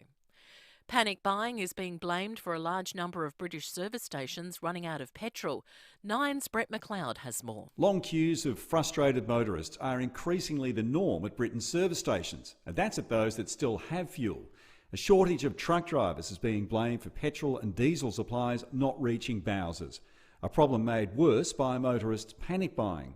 The government is offering temporary visas to try to entice drivers back from Europe, many of whom return to their home countries as a result of Brexit and COVID, while the British Army remains on standby to make deliveries, with up to 90% of service stations in some areas out of fuel.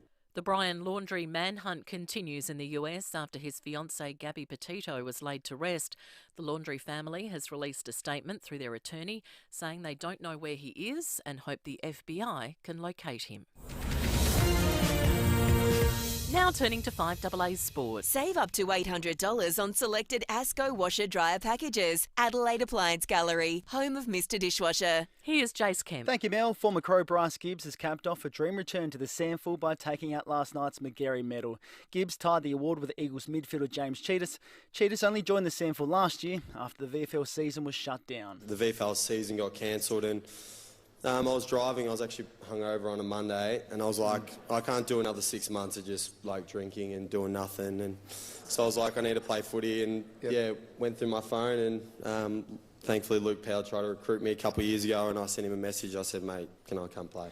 Port Adelaide's Robbie Gray and Riley Bonner look set to lock in another season with the Power. Meantime, celebrations are continuing for Melbourne in Perth after their grand final win. Norm Smith medalist Christian Petrarca is still pinching himself after their drought-breaking victory. Yeah, I nearly brought a tear to my eye, to be honest. I mean, Norm Smith's a legend of this footy club. He's got an award named after him, and to hear my name called up on stage was just, it was pretty special. To cricket, and despite hosting the AFL Grand Final, Perth's Ashes Test is in doubt. The Federal Sports Minister says it's a slim chance of going ahead due to travel restrictions and quarantine. To the NRL, and Storm coach Craig Bellamy has been named Daly M Coach of the Year. It's the 6th time Bellamy has won the award, and he's thanked his Melbourne players for the achievement. The guys have done a great job being away, from home for 2 years, living in a suitcase for 2 years, and sometimes we had our families with us, sometimes we didn't. So it's been a bit of a roller coaster. And finally, in the EPL, Crystal Palace has drawn with Brighton 1-1. And that's the 5AA Sport. Now checking 5AA traffic. Glenelg BMW is now open on Brighton Road. Drop in and see Adelaide's newest home for BMW. Seeing delays this morning around Mawson Lakes. That's for works on the Salisbury Highway ramps. Slowing things up, it's near Port Wakefield Road. Craven's got a lane closed on the freeway both directions this morning. That is for works with speeds reduced there as well. And expect the standard delays around Northfield this morning. Grand Junction Road and Hampstead Road for works. Getting busy on the drive-in. Grange Road, East Avenue to McDonnell Avenue. And look out for cameras, Martins Road, Parafield Gardens and Morpher Road at Seaview Downs. Head into OTR now and grab 2 sausage rolls for only $5. Available at OTR for a limited time only. OTR, making life easy. Adelaide's most accurate traffic on 5AA. Now the 5AA forecast. Head to Foodland, Drake's or IGA for Nutrimate, a new dog roll loaded with healthy nutrients. A shower or two today with a top of 22. Showers tomorrow 20. Thursday a shower or two 18. Right now it's 21 degrees. More news as it happens on 5AA.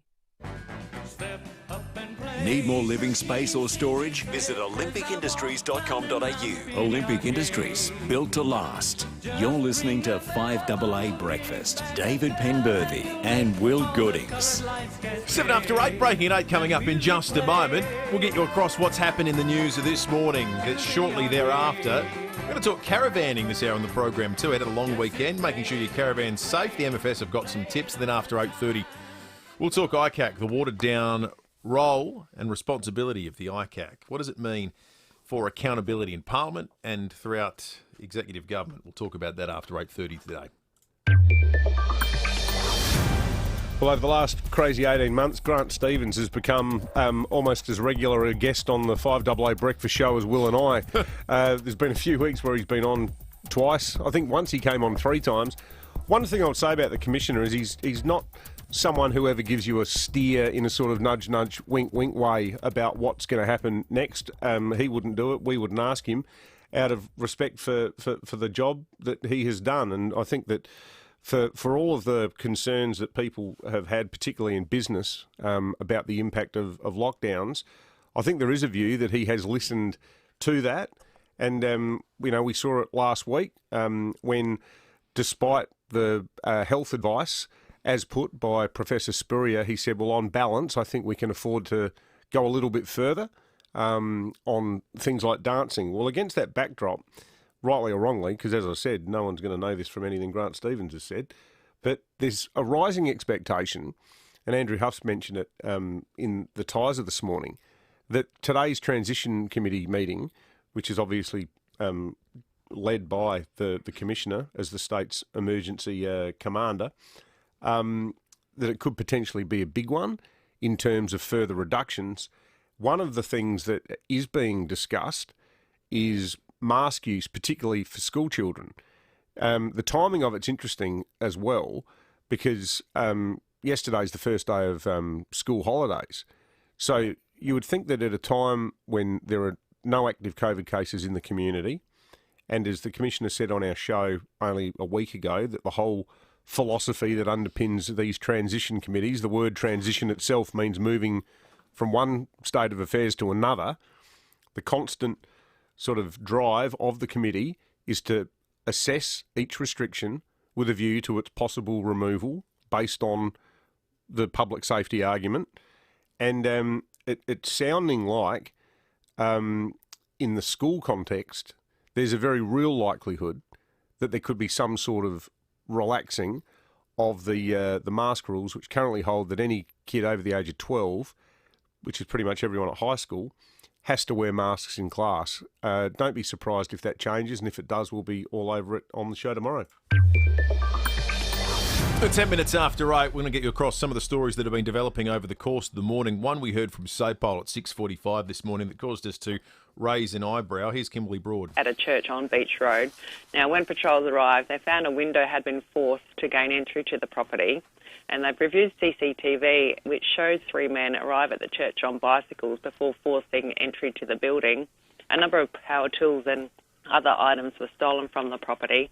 So police patrols searched the area and located 3 suspects in Morphettvale, matching the description of those in that CCTV footage. So the trio were subsequently arrested. Yeah, 3 dropkicks were rolled up on bikes and robbed a church. We couldn't believe it when we first heard it. Pastor Alex Crossley is from Southern Life Christian Church. They're the victims. Pastor Crossley, good morning to you. Good morning, how are you? Yeah, we're well. How are you bearing up? What happened? Very tired, to be honest with you, mate, but I got a call about 11:30 from my alarm company just saying there was someone on the property. Looked on the CCTV cameras, saw these fellas. They went down, but they've jumped through a window and they've grabbed a couple of things and jumped straight back out when the alarm's gone off. So no big deal really. But if they ever want to come to church, I'd recommend they come to the front door, not through the window, really. That's right. So when you say CCTV, Pastor, so were you able to actually watch the video yourself in real time at home? Last year, start of the pandemic, someone really generously donated us some cameras that have got a live feed to your phone. Oh, wow. And so it's helpful because we do get a little bit of the false alarms and being Hackham, sometimes you get a window break or you get a bit of graffiti. So I've had to drive out there at 2 a.m. before, and there's no one on the property, and you go back home tired. But so I could see on the cameras that there were fellas. They looked up to no good, and I think probably I'm grateful because to me, I'm not an expert, but it looked like they might have been intending to go to a few places. They had a little trailer, and they had masks and they had gloves, and sounds like they're prepared. What did they pinch? Well, not much really. They took a drill that I already lost, and I just bought a new one to replace, which is a bit of a pain. But they've gone through a cupboard. I had to check this morning to see what's actually gone, but they weren't there long. They've hightailed it out of there pretty quick. Yeah, well, it's one of the cardinal sins, isn't it? Theft. They'll pay the price for this in the hereafter, I would imagine. Well, look, there's forgiveness for everybody, and that's what church is all about. So the good thing is, excellent work by the officers, and they did manage to get them before they've gone anywhere else. You don't want people like that going into someone's business and sure, absolutely, without cameras, without the alarm system able to stop them. So we're really grateful that nothing really major for us, and nothing for the community either. That's good. Pastor Alex Crossley, great to speak to you. Thanks for your time. Boys. Southern Life Christian Church. Good advice too there from the pastor. Absolutely. Best to go in through the front door as opposed to the window next time you go into the church there on Beach Road. Smashing a window, going through a window of a church to pinch a drill. Oh, now let's just reflect on the ages of these losers. Two of them were in their 30s, one of them's in his 40s, and they're on bicycles. I mean, seriously, they're a criminal mastermind gang. You think about like Ronnie Biggs and the Great Train Robbery. 3 blokes on a bike in Hack and breaking into a church is sort of the other end of the spectrum, isn't it? The pastor's I've got the old Malvern Star getaway vehicle. BMX bandits. We've always wondered what happened to them. Very, very charitable. I was going to say, the pastor's lesson on forgiveness is totally lost on us. We're more Old Testament when it comes to things like this. That's right. Smite them down. There's... What does smiting involve? Oh, it's not pleasant. Have you ever been smited? Yeah, I don't like to talk about it. About 30 minutes ago, Victorian Premier Daniel Andrews appeared on 3AW. He was pointing to a major milestone that Victoria would hit today. So we will hit 80% sometime today. 80% milestone on first vaccines for Victoria tomorrow. Some people at the outset of this thought we wouldn't reach 80%. It was the view was that might be a little bit... ambitious, but the reality has been we've now surpassed the United States. We will this week, at very least, proportion of the population that is vaccinated. So things are trending in a very positive direction on that front. There's a bit of a wake-up call on these figures, though, I think, for people here in South Australia. Part of it is logistical because, in the southeast, the vaccination rate down there is so low, but it's low for logistical reasons. There's just not enough places where you can actually get the jab, down Mount Gambier way. But there are still a lot of LGAs in South Australia that are lagging behind. Playford is actually quite low. If you do like a comparison between Playford and Burnside, and it's not on the basis of availability, it's just on the basis, to a large degree, because the state government has been doing things like the Paraka Clinic and so on. Part of it, there seems to be a less sense of urgency in places like SA that don't have cases versus metropolitan Sydney, where everyone's gone, my God, look at the numbers, we've got to get vaccinated. Yep. So if you haven't booked one in, just don't delay it, because the sooner we get the numbers up here in SA, the sooner we'll be talking about getting out of this. Absolutely. It's been over in the United States, NBA Media Day today. US sporting teams do this thing where at the start of pre-season, everyone turns up, all the media, all the players, all the staff, everyone's available for interview, and it turns into a big all-in, free-for-all sort of media event. And sometimes it throws up some interesting exchanges. Kevin Durant, he's probably the best player on earth at the moment. Fairly well known, which led to a few raised eyebrows at this exchange. Dave from Basketball Digest. Kevin, KD, why do people call you KD? Can I call you KD? Or? Yeah. Okay. My first name is Kevin. Right. And my second name, my last name. My last name is Durant with a D. KD? This year, what percentage do you plan on giving on the court? 90, 95, 100, 110? What are we looking at? 110. 110. Now, is that reporter for real? No, that reporter is Dave Letterman. Was that Dave? Oh, of course. Yeah, I didn't recognise the voice the first time I heard it either. Now, no one knows why David Letterman turned up. Based on Kevin Durant's body language, I don't think he knew that it was David Letterman. David Letterman now sporting a really big, white, bushy beard too, so he's not instantly recognisable.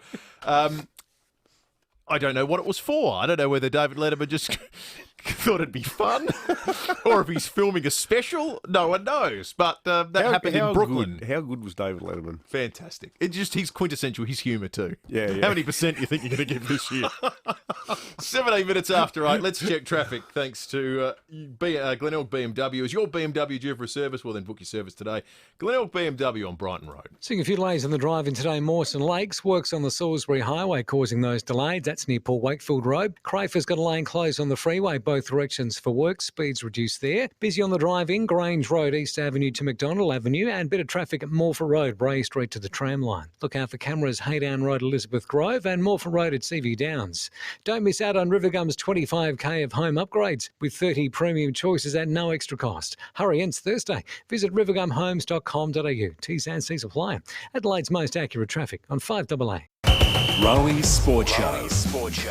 Kate Brophy is Melbourne's Premiership President. She joins us now. Kate, congratulations. How bloody good was that? Oh, absolutely brilliant. It's still sinking in. You only been in the chair for 5 months. You're the difference, Kate Brophy. Look, so they say. 4 p.m. weekdays. I'm the fortunate one who gets to stand up there and put my hands on that beautiful, big, shiny cup. But, there's so much work that goes into winning a premiership and there's so many people who've contributed. Rowie Sports Show on 5AA. Get out and see our great state with Holiday Wonders Mitcham. Holiday Wonders have incredible day tours that will give you that holiday feeling. Enjoy an escorted day on safari to the wonderful Monado Safari Park. Cruise the picturesque Murray River with amazing scenery, raptor feeding and lunch in Manham. Or enjoy the best of the Barossa with lunch on the green at Seppeltsfield Winery. You can board your coach from city and suburban locations. Call Holiday Wonders Mitcham for bookings today. holidaywonders.com.au. Amy has always helped Australians get back on the road, but now more than ever, it's vital those on the front line get to where they need to be. That's why we're offering free roadside assist to first responders, hospital staff and COVID healthcare workers Australia-wide until the end of the year.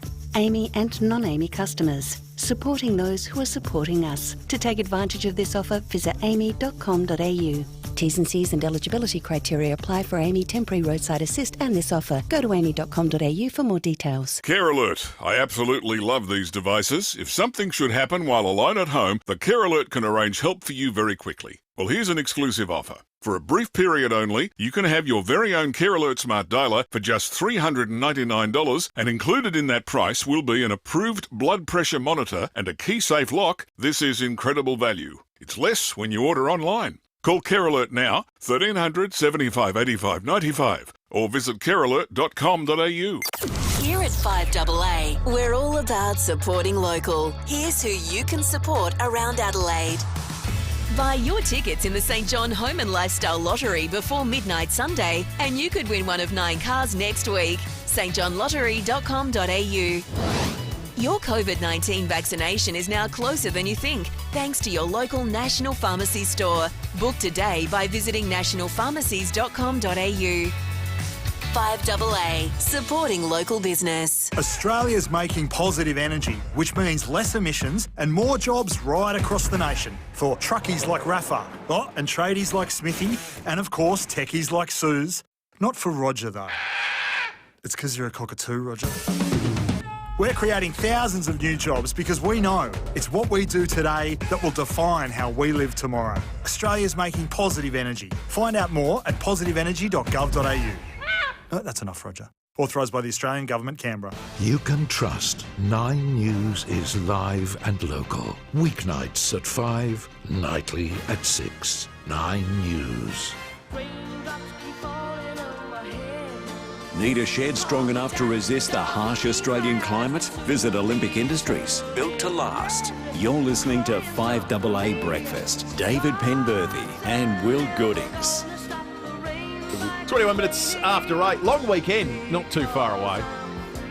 I love the October long weekend. I think it actually might be my favourite long weekend of the year, just about. Always a sign that weather's about to turn. Good getting up towards the end of the year. Good time of year. We do the whole clock change thing. I love it. Great time to get away too. And given the restrictions on travel at the moment, nothing has... Caravan holidays and weekends have never been more popular. So what we thought we'd do is we get Angelo Mastropolito on to talk about some of the safety measures you can take to make sure your caravan is trip ready. You don't want it blowing up on you when you're trying to enjoy yourself. MFS Community Engagement Officer is Angelo's title. Good morning to you. Morning, how are you? We're good, thanks, Angelo. Now, I didn't even know that this was an issue until I saw the statement that the MFS put out yesterday. There's been a very large number of fires involving caravans and RVs over the past year or so, hasn't there? Yeah, I think most people would find this surprising, but in the past 3 financial years, the MFS and CFS have attended about 46 recreational vehicle fires, and recreational vehicle we mean caravans, camper trailers, mobile homes, and with a collective property damage of nearly $1 million. And sadly, 3 people have perished as a result of RV fires in South Australia since 2015. So it is an issue that we are concerned about. Are they generally older vehicles that you're talking about, T? No, it's just vehicles in general. I think it's just basic things like lack of maintenance on cooking devices, cylinder valves not turned off properly, connections not done up tightly, just basic maintenance, basic inspections aren't being done, and as a result, we're getting fires. And you've got to remember that you're living and sleeping in a very small contained space. So even a very small smouldering fire, the smoke from that can quickly overwhelm you when you're sleeping. So we really, really highly recommend you install a smoke alarm, particularly when you're asleep in these vans, because you've got that small contained space. Even a very small smouldering fire, smoke from that can quickly overwhelm you. And they are full of combustible items, just the materials they're built of, and then you're bringing in combustible materials like clothes, plastic containers, devices, etc., all combustible. A contained space, if a fire starts, they spread very quickly. So we recommend you install a fire blanket and a domestic size dry powder extinguisher so you can put out the fire before it spreads. And they do spread very quickly in these environments. Is gas an issue too? My understanding, I've never used a caravan, never stayed in one either, but you're not allowed to have gas on board within the cabin, are you? We always see them on the outside, gas cylinders. Is that right? But then you've got the gas lines coming into the gas cooker, right? And sometimes the connections aren't done up properly, so you get a bit of a gas leakage. And so again, when you're cooking, make sure you've got that ventilation. Crack open those windows, those doors, and again, you could suffer carbon monoxide poisoning if you're not cooking in a well-ventilated area. And again, it is a small space that you're cooking in, so you can be quickly overwhelmed. You'd have no idea that it was even there if you had some sort of leak because of the nature of that gas. That's right. So good tip for anyone thinking about jumping in the van, make sure they've had all the maintenance done, get their van checked out, make sure it's all tickety-boo to go. Absolutely. Angelo Mastropolito, MFS Community Engagement Officer, with some good tips there. This is a really intriguing story. And I think, look, frankly, fans of this will be right across it. Hey, Doc, you better back up. We don't have enough road to get up to 88. Roads? Where we're going, we don't need roads. Hey, Marty! Marty, I wanted to show you these new matchbooks for my auto detailing I had printed up. Like the DeLorean?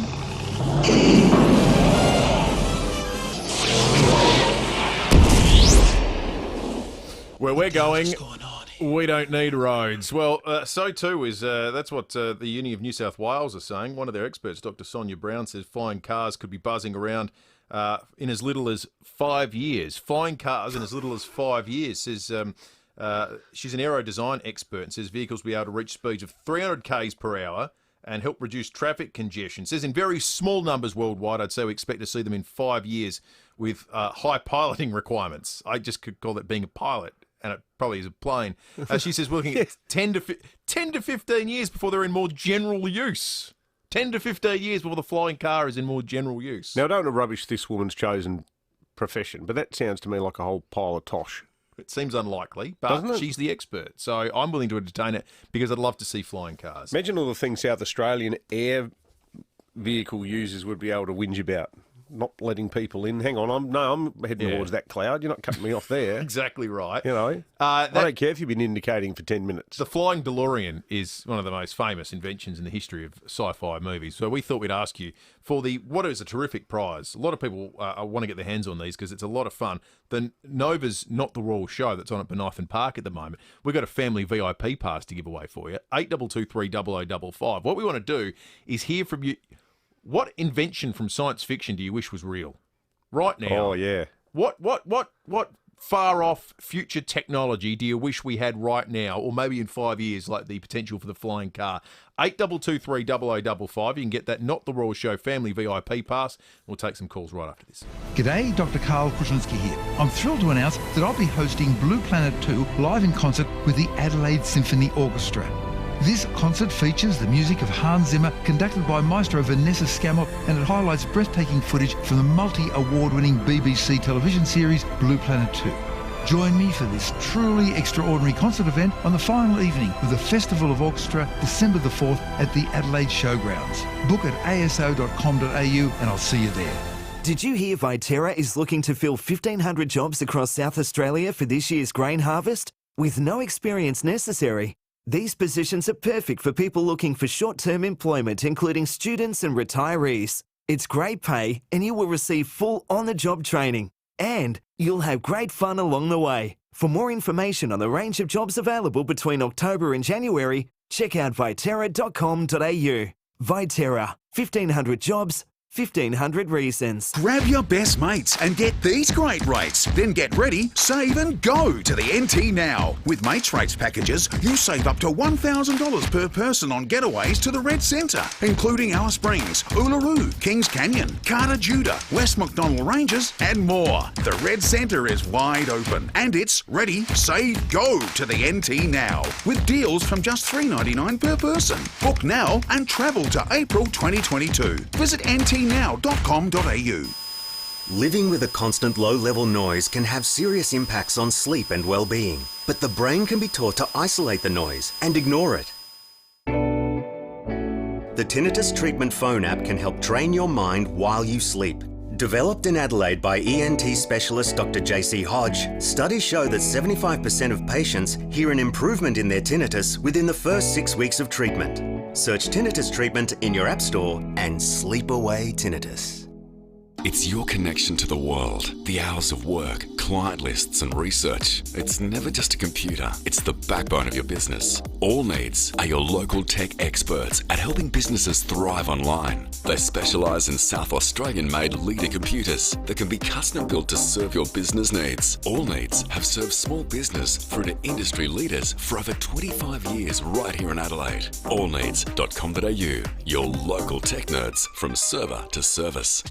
5AA Breakfast is streaming live right now. To watch, simply head online to 5AA Facebook or search 5AA on YouTube. Need more living space or storage? Visit olympicindustries.com.au. Olympic Industries, built to last. You're listening to 5AA Breakfast. David Penberthy and Will Goodings. Right on 8:30, we're going to be giving away a VIP family pass to Nova's Not the Royal Show in Penberthy Park right after 5AA News with Mel Usher for your suggestions of what technology you wish from sci-fi was a reality after Uni of New South Wales have suggested that we might have flying cars within 5 years. In small number around the world, 10 to 15 years, they might be more widespread. Seems unbelievable, but if it is, what else is possible? Let us know, 8223 You could win that terrific prize. Also, stick around for our chat. We've got a major legal expert on about the impact of the watered-down ICAC changes that we spoke about in depth with the Commissioner late last week. That's ahead on 5AA Breakfast. This is Adelaide's 5AA. A shower or two and 22 today with the 8:30 news. I'm Mel Usher. Hit. Car scuffle driving to work? Contact Premier Panel Services, RAA approved crash repairer. 3 men will face court today, charged over a break-in at a Hackham West church. It's alleged they stole power tools and other items from the church on Beach Road. Pastor Alex Crossley from the Southern Life Christian Church has told 5AA Breakfast they were caught on CCTV. I got a call about 11:30 from my alarm company just saying there was someone on the property Looked on the CCTV cameras, saw these fellas. I've jumped through a window and they've grabbed a couple of things and jumped straight back out when the alarm's gone off. So no big deal, really. But if they ever want to come to church, I'd recommend they come to the front door, not through the window. The three suspects, aged 32, 36 and 40, were later arrested in Morphett Vale and the stolen property recovered. A $500,000 house fire in the western suburbs overnight is being treated as suspicious. The blaze on Bower Street at Woodville sparked around 12:30. No one was home at the time. Investigations are continuing. The first assets from the now cancelled Adelaide 500 will be auctioned off today. The state government canned the event last year. Opposition leader Peter Malinauskas, who's promised to bring the race back if elected next year, says the Premier is fast-tracking the sell-off. Now he's putting a fire sale up for all of the equipment that South Australians currently own, whether that be the parts of the pit building or basic facilities like public toilets. Australia's expert panel on immunisation has revealed frustrations in the way their advice has been misrepresented.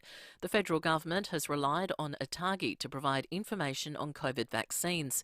It became embroiled in a political storm earlier this year after recommending AstraZeneca for over 60s and Pfizer for everyone else. Senior members of ATAGI say they're disappointed how very nuanced advice was weaponised against the group. A 25-million-year-old eagle fossil has been uncovered in South Australia. Researcher Ellen Mathers says it was slightly smaller than the wedge-tailed eagle. The fossil is comprised of about 63 bones, mostly from the limbs of the skeleton. So we can tell from this that the animal itself had short wings and long legs for its body size, so that helps tell us quite a bit about how it lived. R. Kelly has been found guilty of racketeering in his sex-trafficking trial. The R&B singer accused of exploiting his stardom to target, groom and exploit victims.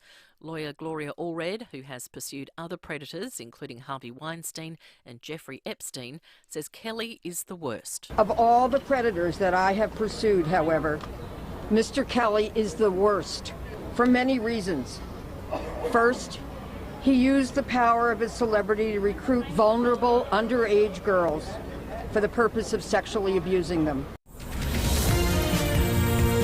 Now turning to 5AA Sport. Save up to 15% on selected Asco cooking appliances at Adelaide Appliance Gallery, home of Mr. Dishwasher. Here's Jace Kemp. Thank you, Mel. Ash Barty's tennis season could be over after withdrawing from next week's Indian Wells. The world number one hasn't played since her shock loss at the US Open. To football, and Bryce Gibbs and James Cheddis have been crowned joint winners of the McGarry Medal. 32-year-old Gibbs thanked his family and teammates for his SANFL season. My family, to my wife Lauren, the sacrifice you've made for me. We've got two young kids at home, and the commitment to SANFL footy is still quite big, and you've allowed me to still chase my dreams and play at the highest level possible. So thank you very much. I love you so much.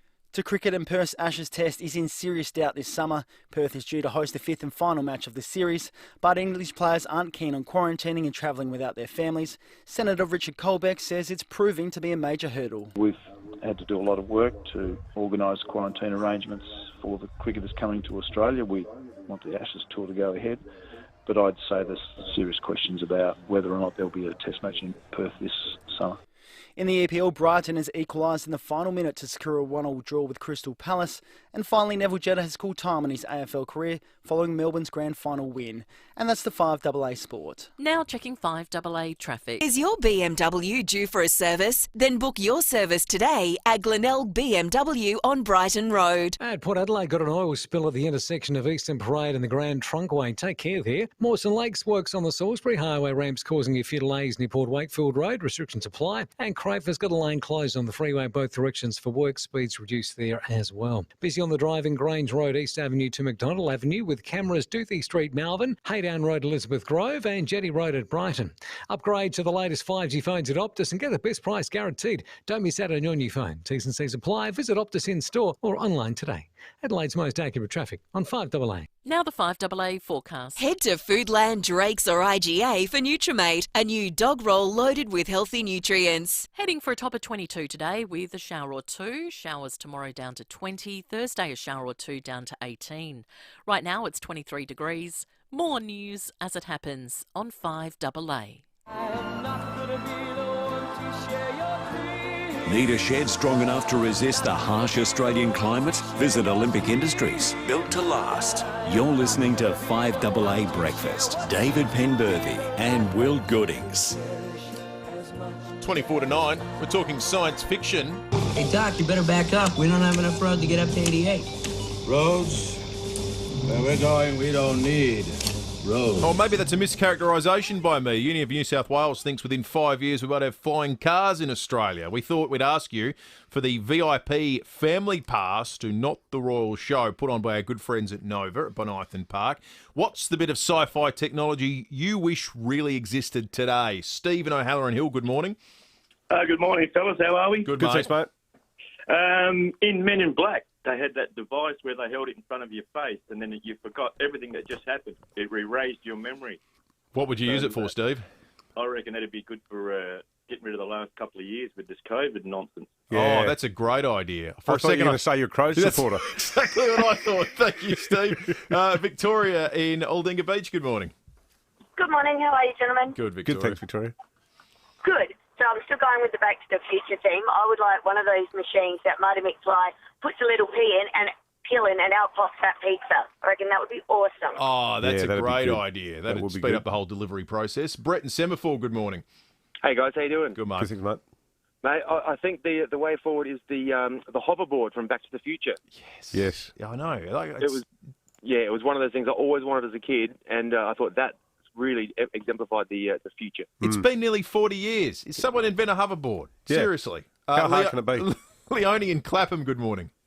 Hi, Will. I was thinking about holograms that you can actually touch, like in Star Wars and Black Panther. But in Wakanda, they have the holograms that turn up. And, in these days of lockdown, when you can't see your grandchildren or you haven't seen a new baby that's been born into the family, grandparents might be able to actually physically touch and feel the presence of a new baby. Or, that's a lovely idea, Leonie. Yeah. Help me, Obi-Wan. You're my only hope. Let's go to Blair Athol. Peter, good morning. Peter. Morning, boys. How you going? Good, thanks, mate. What do you got for us? All I'm going to say is beam me up, Scotty. Yes, I think a transporter that's my number one, Peter. Go anywhere instantly. Mate. Thank you very much. Great suggestion. Mark in Happy Valley, good morning. Morning, gentlemen. You might appreciate this one, Dave. The food synthesizer. Well, it's got to be at least better than some of my wife's cooking. The food synthesizer. Star Trek, I think it featured in. Thank you. Let's go to Lockley's. Les, good morning. Good morning. How are you, boys? Good, Les. X-ray glasses. What dare I ask the practical application of those be in your life, Les? No, but they were around years ago, and as a kid I sent away for them, and when they came back, they were made out of cardboard with a bit of coloured cellophane. They used to be like in the back of the Archie comics, didn't they? That's it. That's it. Up Yep. the back. Thank you, Les. All the weight gain program. I used to be a 44-pound weakling. Remember those days? Let's go to Manapara. Maddie, good morning. Morning, fellas. How are you? Good, Enjoying mate. cricket season about to start now? That's right. Yeah. I think you've chosen the wrong flying vehicle. I think we need to go with the George Jetson flying vehicle. Better than the DeLorean, you reckon? Problems because it'll fold into a suitcase afterwards. That's right. No parking required any longer. You're right. The Jetsons nailed it. Ian, good morning. G'day, how are you? Good, thanks, mate. It's a time machine for me. Go back pre-COVID even and further back to ancient Greece and Rome. All the way back to 2019. That'd be good, wouldn't it? Yeah. Just jump in and say, I want to go back to mid-2019. I reckon I'd go forward a couple of years, though, because I reckon in a couple of years we'll have moved on considerably. Oh, so you'd take your chances and go to 2024 or something? Take me to where the flying cars are, thank you very much. I'll go there. Yeah. 8223 is the number. We'll take some more calls on this, and we'll get away we'll keep it going a bit later. The family pass. Disturbingly, Dipty have been listening. They've got wind of the flying cars concept, and they're already having a meeting today at the Department of Transport. They'll come up with a plan for flying roadworks. Yes. Let's get serious for a while, Let's though. do it. Professor Adam Greycar is the Director of Public Policy at the University of Adelaide Stretton Institute, and we were talking yesterday about the not just bipartisan, all-partisan consensus that these so-called ICAC reforms are a good idea. The letters to the editor and the feedback that we've been getting to our show suggest that the public smell a rat, and that nothing arouses their suspicion more than a cosy agreement across the entire spectrum of politics that ICAC is too powerful. Professor Grocard, good morning, and thanks so much for your time. You come at this from an interesting angle because you're the former head of the Institute of Criminology, long-standing one. You've worked in academia. You've also worked in government as a former head of the Cabinet Office here in South Australia. What are your concerns about what's been done to the ICAC? Well, the first thing, Dave, is to try and work out what we want an anti-corruption agency to do. You see, I used to travel, before COVID, I used to travel the world, give lectures all the time, go to meetings, and wherever I'd go, people say to me, gee, you're lucky coming from Australia where there's no corruption. And I'd say, well, it's not quite that. You see, we're not Zimbabwe, we're not Afghanistan, we're not Cambodia, but nevertheless, we do have politicians and public servants that sometimes do not behave with integrity. And when we have an anti-corruption agency, we can start to look at the whole spectrum of stuff that people do that they shouldn't. And so what we've got is we don't have a lot of, bags of cash changing hands, but we do have people exerting influence, looking after their mates, doing things that they shouldn't do, rorting the system. And so there's a real fine line between what you might call capital C corruption and the lack of integrity in our public life. The politicians down the road seem to be arguing this is largely a sort of administrative change and that ICAC can still investigate corruption, it just can't investigate misconduct and maladministration. The thing that I am confused by with that is, couldn't there be cases where what sounds like it was misconduct or maladministration has clearly got the potential to drift into the space of being full-blown corruption? Well, corruption is defined in the legislation as something that is essentially tested in the criminal courts. Now, we've seen so often, politicians, for example, fiddling their travel diaries. We've seen politicians hiring family members in their offices and so on. And, you're not going to get a criminal conviction on that. And then when this often happens, you get the politician saying, but I didn't break any rules. Of course they didn't break any rules. They wrote the rules. But it's not so much that. What we're really looking at is the trust that people have in government. And an anti-corruption agency, as I used to say in some of the lectures that I used to give, do you want an anti-corruption agency to bark or do you want it to bite? And anti-corruption agencies in a country like ours that bark a lot really are pretty good. They don't always bite because they don't get the conviction. And this was one of the things that the Parliamentary Committee said. They said, look, they've had all these investigations and they don't get very many convictions. Well, they don't get a lot of convictions because there isn't a lot of criminal activity, but there is a lot of stuff that's on the nose. So with the changes that have gone through, Professor, does ours bark at all anymore? Well, what it'll do, it will limit the activity of the ICAC to pursuing things that are likely to get a criminal conviction. And you're not going to get that in the sort of exchange of favours, the way in which contracts might or might not be manipulated, but not illegally, and so on. And so what we're really looking for, and I've been part of a national research project called Mapping Australia's National Integrity System. And there's a whole set of interconnected things. It's not just the corruption. It's not just, we don't have a federal ICAC, for example, but it's about trust in decision-making. It's about making sure that any money in politics that comes in is transparent. It's about more transparency in our government to build more trust. And let me say right at the outset, most politicians do behave with integrity. I'm not saying that they don't. Most do, but you've always got somebody on the make. Wearing your national hat, Professor, how do you think our ICAC now compares to ICACs in other states in terms of its tenacity? Well, it was always the weakest of them all. And that's not unreasonable because we're not New South Wales, we're not Queensland. I mean, Queensland, going back to pre-Fitzgerald in the Bjelke days, was run by crooks. The police commissioner was a crook. New South Wales has had a fair bit of that. But what's happened, the last two states, or Tasmania, the last two to come on were Victoria and South Australia. And when Victoria started, it said things, all the people there were saying, look, we're not New South Wales, Queensland, we haven't got any problems. And they've uncovered lots of things. Ours has been much, much weaker. We don't have public hearings here. There's been a lot of pushback. And we're used to seeing pushback in third world countries. But our ICAC here is not a tough ICAC, but it does have a great potential, A, to bark, and B, more importantly, to educate public servants in particular. And the ICAC has done a very, very good job in its training and education, basically saying, look, these are the standards that we expect. These are the standards that all of you public servants and politicians need to uphold. It's not always chasing crooks, but it's out there raising integrity and telling a story. Great analysis. Professor Adam Grocard, the Director of Public Policy at the Stretton Institute at Adelaide Uni. Thanks so much for joining us this morning on 5AA.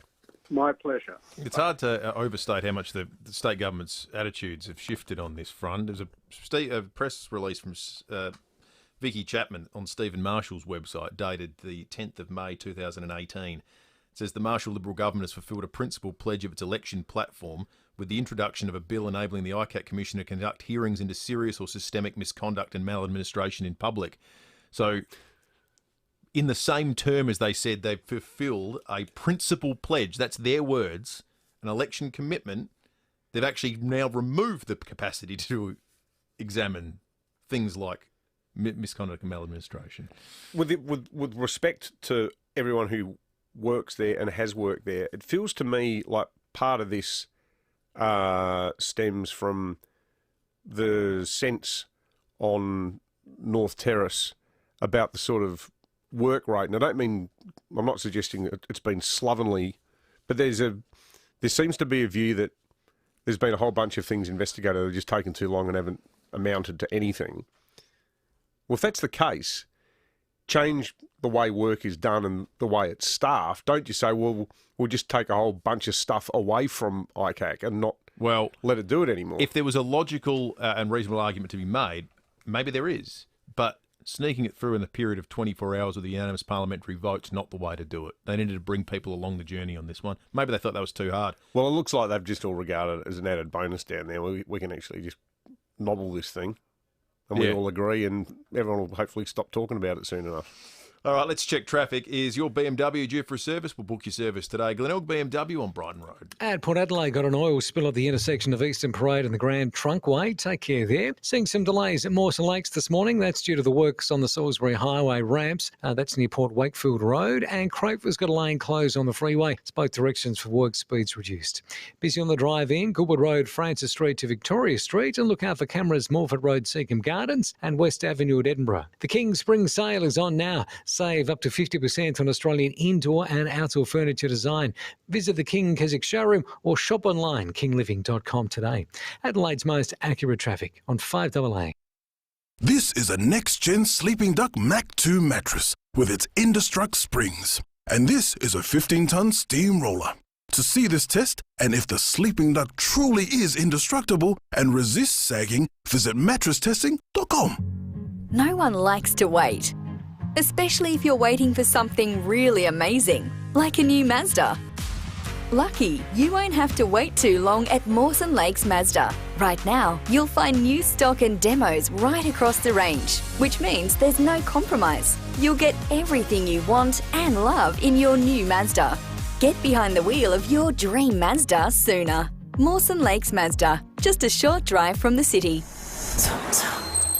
Here at 5AA, we're all about supporting local. The Ultramatic sale is on now. Get a fully adjustable single electric bed for just $24.99 delivered. Hurry, visit the Ultramatic showroom opposite Scotty's Motel. As an iconic Australian real estate brand, at LJ Hooker, we deliver exceptional experiences.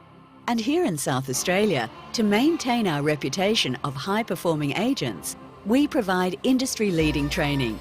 So when you know you need better advice, when you know you need better service, when you know you need better results, you know who you can trust. LJ Hooker. When you know, you know. Visit ljhooker.com. Are you over 60, home and contents claims free for the last 3 years and looking for a better deal? Buy new home and contents insurance with APIA and you could receive $100 off for the first year. With a little extra savings, you can do a little more of what you love. Talk to us today on 13 50 50. APIA. Get set, go. T&Cs apply. Offer ends 30 September 2021. Not available online. APIA is an authorised representative of the insurer AAI Limited. Before buying this insurance, read the PDS. Call for a copy. You can trust 9 News is live and local. Weeknights at 5, nightly at 6. 9 News. Need more living space or storage? Visit olympicindustries.com.au. Olympic Industries, built to last. You're listening to 5AA Breakfast. David Penberthy and Will Goodings. 8 to 9, we'll go behind closed doors in a second. Giving away a family VIP pass to Nova's Not the Royal Show. This is basically Sideshow Alley and all the rides included at Penberthy Park instead of at the showgrounds. Great idea. They've done really well to put it together. It's on until the 24th, from the 24th of September, so it's been on for about 4 days to the 4th of October. Penberthy Park. You can get tickets at novafm.com.au, or you can suggest to us which bit of sci-fi technology should exist right now, like the flying car appears to be imminently, if you believe the Uni of New South Wales. Ron, good morning. Good morning, boys. What's yours, Ron? Well, being a surfer and I do a lot of swimming and whatever out in the ocean, mate, I'd love to be able to turn around and look at a shark with no teeth. Toothless shark. You'd be able to smile at them and show your teeth, but he can smile back and there's nothing there, mate. Oh, yeah. Give us an idea. Get full Donny Osmond on the toothless shark. John in Aberfoyle Park, good morning. Good morning, David and Will. I'm going a little bit old school. I'm going for Wonka Vision. Whereby you can dial into a channel and the channel will actually have a physical bar of chocolate available for you to have. I think that would be great in this you know day and what? age. You've excited our whole sales team with that suggestion. I'm going to think of a way to make that work on radio, John. That's a tremendous idea. Reach into the TV, grab your food. I like it. Who do we like for the Not the Royal Show family VIP pass? That would be good, wouldn't it? If you could just imagine a food and just make it appear in front of you. Like you could just go, a Porto triple Bondi burger.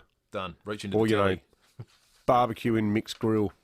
I suppose that's sort of the promise of Uber Eats in a way, isn't it? Yeah. Except often when it turns up, it's cold.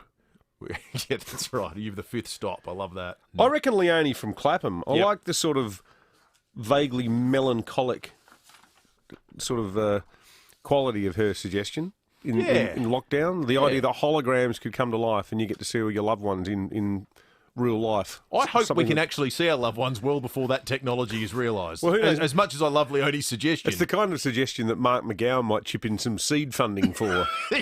Given that every poor bastard from Perth who's currently in Sydney isn't allowed to go home ever. Exactly right. By the look of things. Well, Leonie, you've got that prize coming your way, the VIP pass to Penberthy Park. You can take the family and the loved ones along and have a terrific time there at the Not the Royal Show.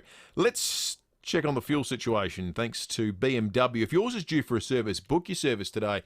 Glenelg BMW on Brighton Road. It's on the way down. Not too bad today. $1.39 at both the Coles Express and Woolies Caltex on the Grove Way at Windvale. $1.40 at the Coles on the corner of Grange Road and Findon Road. $1.43 at the OTR on Oaklands Road and Summerton Park. But most expensive is out east, where you see things like $1.46 at the OTR on the corner of Fullerton Road and Fisher Street. It's time to go behind closed doors, thanks to Aussie Fast Transport Solutions, interstate freight distribution, warehousing and local Adelaide couriers. Call Aussie Fast, 13 13 64.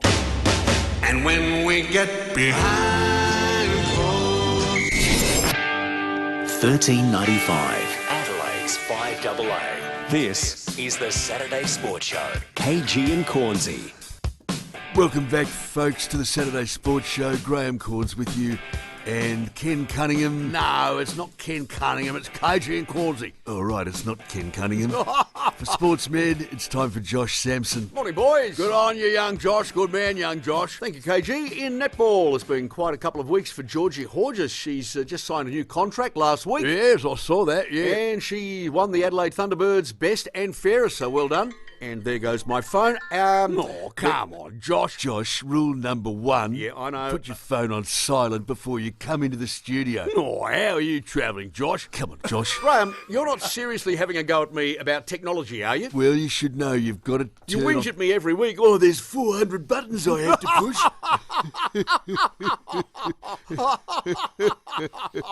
No, I'm saying there's 400 buttons that I'm supposed to know what they do, and I only have to use 3 of them. How does he say it again, Josh? Tell us how he said it again. Oh, no, I shouldn't do that again, no. Come on, Josh. What did Graham say again? Come on. No. Do Graham again. Yeah, do it again, Josh. We like your impersonations of people who work here. Oh, look, it's 400 buttons I have to press, and I don't... One job, Josh. I gave you one job to do. Do I sound like that? You do, Stanley. You do. And West Australia are 5-4-401, boys. Thank you, Josh. You're welcome, boys. Bye, folks. Bye again. Bye. Thank you, Josh. Outstanding. Josh Sampson there for Sportsman. Good on you, Josh. Good man, Josh. I love his impersonation of you, Stud. Yes, Josh getting a lot of support on the text line. What are they saying, Stud? Josh, that was gold. You must do a behind closed doors of Blakey, because I reckon you'd nail it. Okay. Let's not laugh at that. Why not, Stud? Not really sure. That's hard to follow, isn't it? That's John Blake impersonating Josh, impersonating Cornsey. John Blake's version of Cornsey. Yeah. Yeah, we're going deep. That's like the final scene of Raging Bull, where De Niro is playing Jake LaMotta, playing Marlon Brando, playing... Is it Terry Malloy from On the Waterfront? I could have been a contender instead of a bum, which is what I am. I got a headache just thinking about it. Leon Biner is coming up. May Nate. Now it's you doing a reference to a piece about John Blake being Josh, being Graham Corns. It just got another layer. We're through the looking glass now. Leon Biner's after 9 o'clock. We are out of time. We'll catch you tomorrow morning from 6.